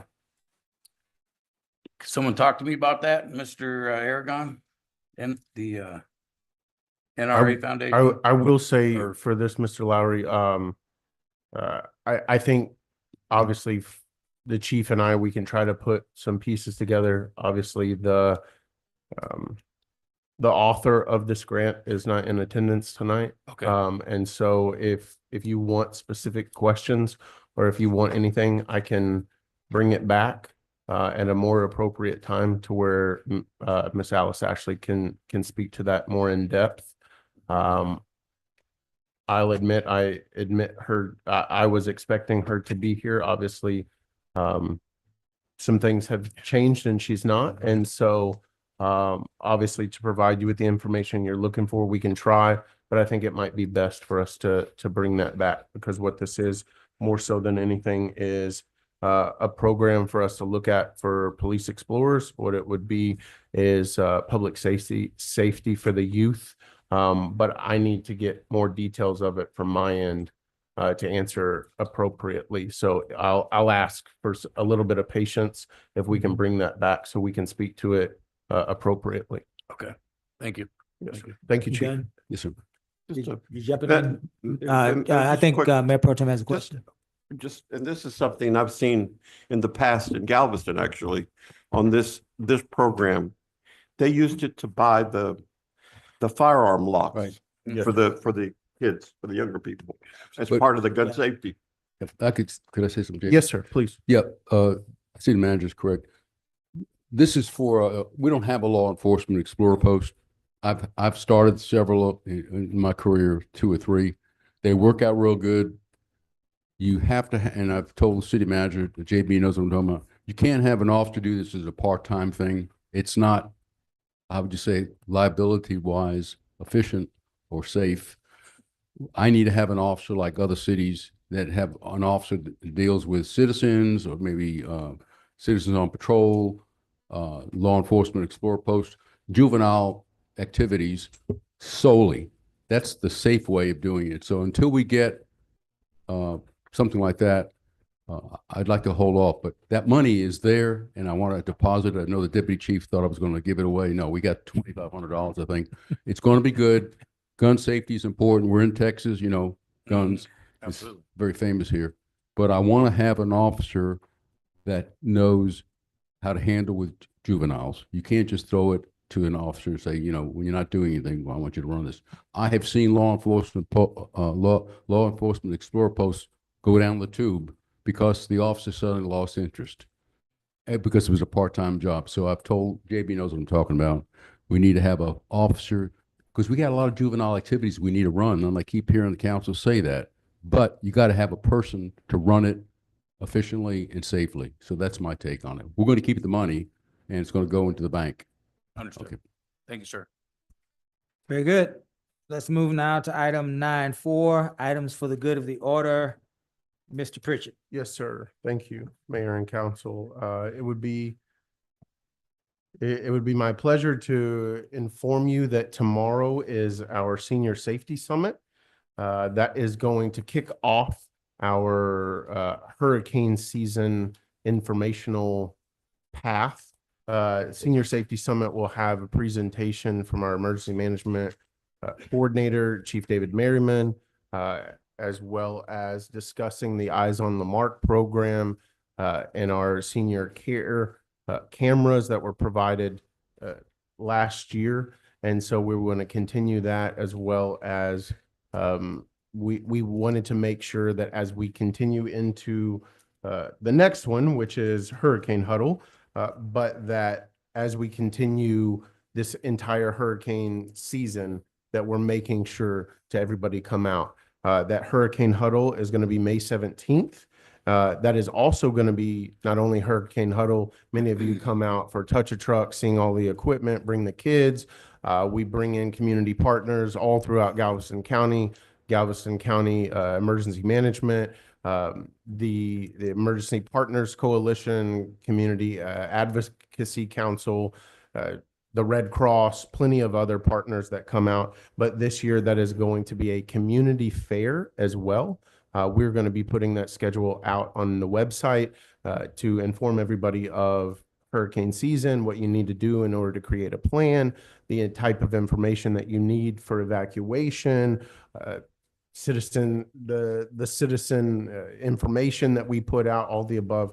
But the community fair is going to be an aspect to where we are addressing the general public from an emergency management standpoint, as well as city practices. I'm going to have several key members of our staff do presentations.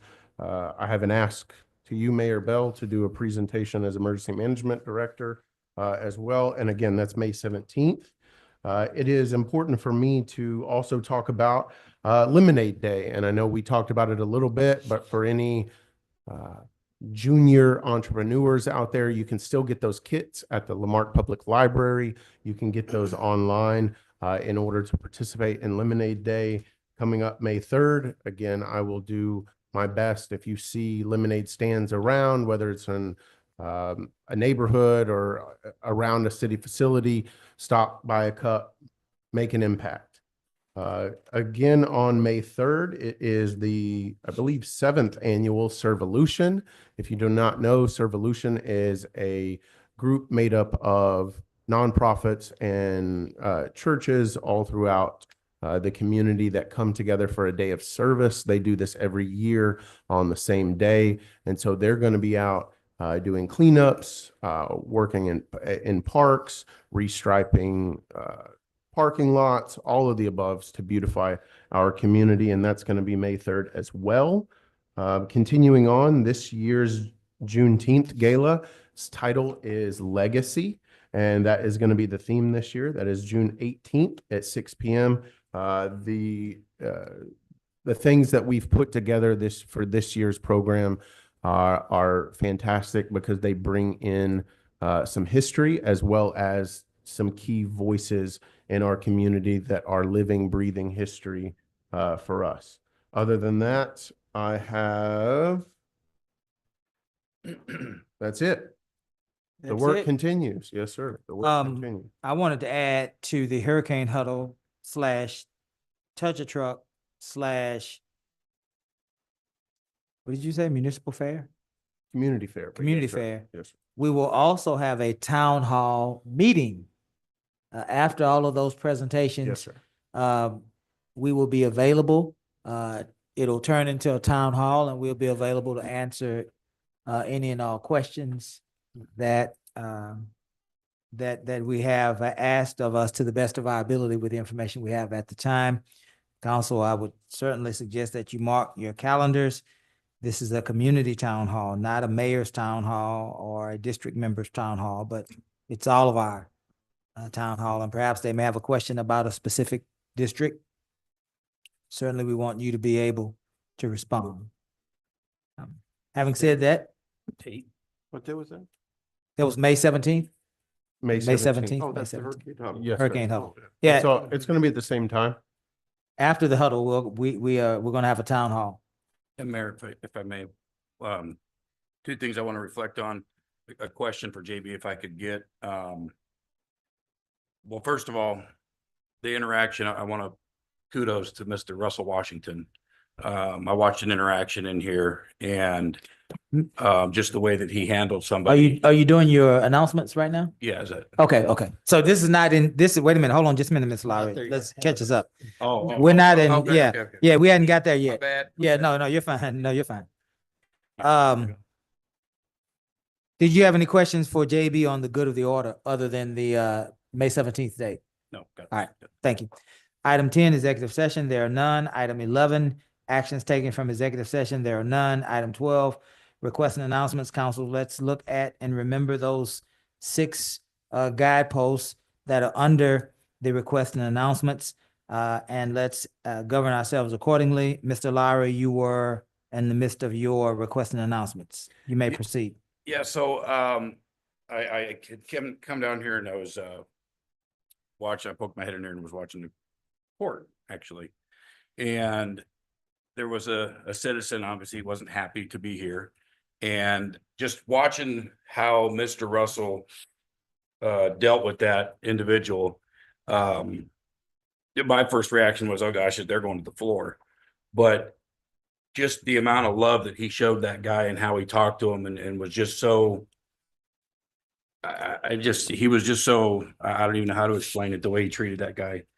And then it turned into a second attempt and the guy came out in the hallway and I was like, okay, here's round 2. But he just showed that guy so much love and compassion and talked him down, and just the way he handled it, I think it was very commendable and very respectful. And one of the things that I wanted to reflect on, and correct me if I'm wrong, but last year we had 100% success rate in everything that was investigated from our department as far as complaints, that they were all unfounded. Is that correct? Is that correct, Mr. Aragon?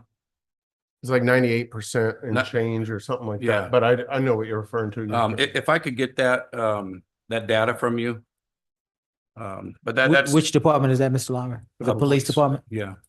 But it's commendable. And I know that there was some, some things that were brought up, but we need to reflect back that I'm pretty positive it's 100% success rate of actually nothing, no complaints that were actually valid after checking body cams and stuff like that. But I did write everything down, and I am personally going to be looking into those as well. But if I could get that data from you, Mr. Pritch, I appreciate that. And that's it. Thank you Done. for letting me go first. Absolutely. Mr. Ross? As my time is winding down on this council very soon. Unfortunately, it'll probably be June instead of May, but it is what it is. I've enjoyed my time here, but I have one bit of business and it's kind of a forensic audit issue. So I would like to set up for our next meeting prior to a special EDC and council meeting where we go through all 188 or 83 grants that were given during COVID. Have our mutual attorneys look into ways for anybody that doesn't meet a 75% threshold on those grants to either pay back the grant or what our legal method could be with those grants. What we could legally, as a community, as a city, could do. Is that it? And that's it. Very good. Thank you, Mr. Ross. Ms. Yancey? Yes, JB, I know you and I have talked about working with the ditches, and that's the third person that has come forward about the ditches. I know we've talked about it. I've seen emails about it. We've gone around and around about it. And is it because we don't have, and I just need, I guess I can find out later. Is it because we don't have a grade all or what? We got two of them. That's why I want two crews out there working. So what it is they've never been laid out to do those jobs exclusively. Okay. James, as an employee, Hmm. his main job is to maintain street signs, whereas Avery's main job is to patch potholes. But we realize there's some rain coming, so you quit doing signs, you quit doing streets, and go dig some ditches. Right. But that's not a way to proactively. We are in the middle of, we You can't kinda keep gone that discussing far? these things, Okay. man. I just want to make that my request.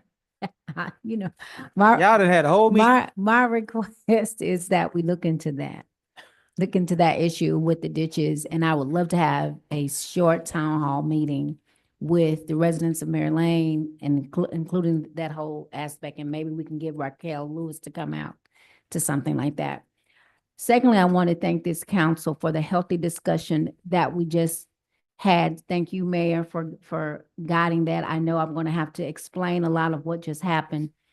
When Councilman Lowry volunteered to do it himself, I started to stop it right then and there and say, well, let's just do that and let's go on. So if he's still willing to do that, my request is that he does. So we'll have that in our possession and he can turn that in himself or get it done by the police. I don't know. I just want to move on from that, but that is my request. Thank you for this. Is the first time that we've been doing Juneteenth that we actually know what we're doing 8 weeks beforehand. So thank you for getting that done to your staff. And again, I think we're going to meet again before Mother's Day, right? We'll have another meeting right before Mother's Day. No, ma'am. We won't. We're happy. The Monday right after Mother's Day. Happy Mother's Day. That's all I have. Thank you, Ms. Yancey. Mayor Pro Tem? I'm sure I speak for all of council that we express our sincere condolences to Miss Alice Ashley on the loss of her husband. And she's an important part of our city and has been working with our different departments for many years. I attended a mid-year regional meeting, the TML mid-year regional with HCAC, and I'm going to pass this I'll pass this on to you, the city clerk and secretary, and to make it part of the record. I learned about a new group, which I never knew, and I thought I knew all the HCAC groups. But it's the Gulf Coast Economic Development Group, which is organized by HCAC. And it provides funding, program support, different economic strategies and things. And I think it's a resource for our community beyond all the others that are out there as well too. And I want to remind the city manager, of course, and all of our departments heads that HCAC, the buy group, Wow. they repeated it. They're getting lower rates. They have companies that are anticipating the tariffs and maintaining rates as well too. So please, as we're buying stuff, utilize them because it saves us a whole bunch of time And money. on that. That's all I have, Mayor. Thank you for the residents of Mark for your patience. And thank you to council. We're doing better, I think, personally, right? Yeah. As you guys know, I've expressed it. It really hurts me, and when we're angry at each other. Thank you. Absolutely. Thank you, Mayor Pro Tem. I have one item tonight, and it is a request. Actually, two items, Mr. Pritchett. Yes, Both of them are requests. We've heard a lot of discussion about ditches, which is our stormwater system. I would like to request that we would have some sort of a meeting with Drainage District 2 with I guess he would be called the general manager, the manager, the executive director. Don't know what his title is, but Mr. Cravens. So that we can see what their operations, what their plans are for maintaining the ditches in our city for the next 90 to 100 days. And I would also like yourself, Mr. Bro, to be a part of that discussion with council as well, so that we can coordinate our plans with DD2's plans, so that we can make sure that the most problematic areas of our stormwater system are maintained before, one more time, so that we can all remember, before hurricane season starts to heat up. 90 days would be great. A 90-day plan would be brilliant. A 180-day plan would be acceptable. But we definitely need to get together to look at some of those areas, the Volneys of the world, the Mary and Melody Lanes of the world, many areas in District D, Camp Circle as well, always historic flooding, and many areas. I'm not mentioning many areas that folks know are problematic, but we need a plan. And we need to be able to publish that plan in a way that people who are fearful of hurricane season would be able to see where they fit into our maintenance plan, into our hurricane preparation plan.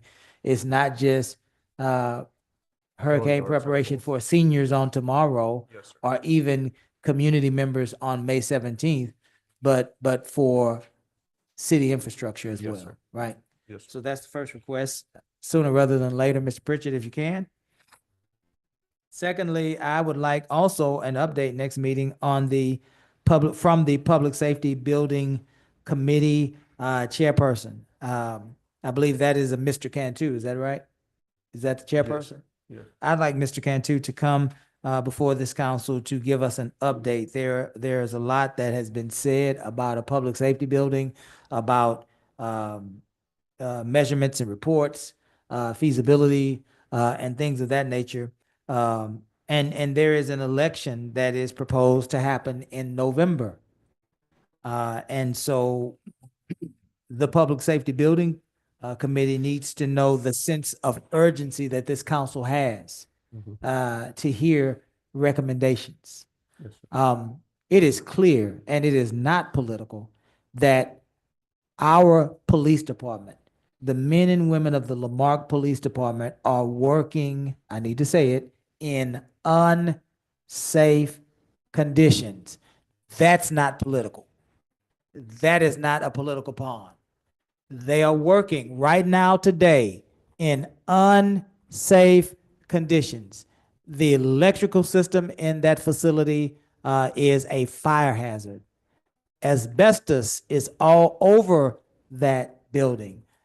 There are 4 or 5 other things that I cannot mention that are wrong with that building that will compromise the safety of our police department and the officers' ability to do their job. We don't want suspected criminals to know every weakness of our building.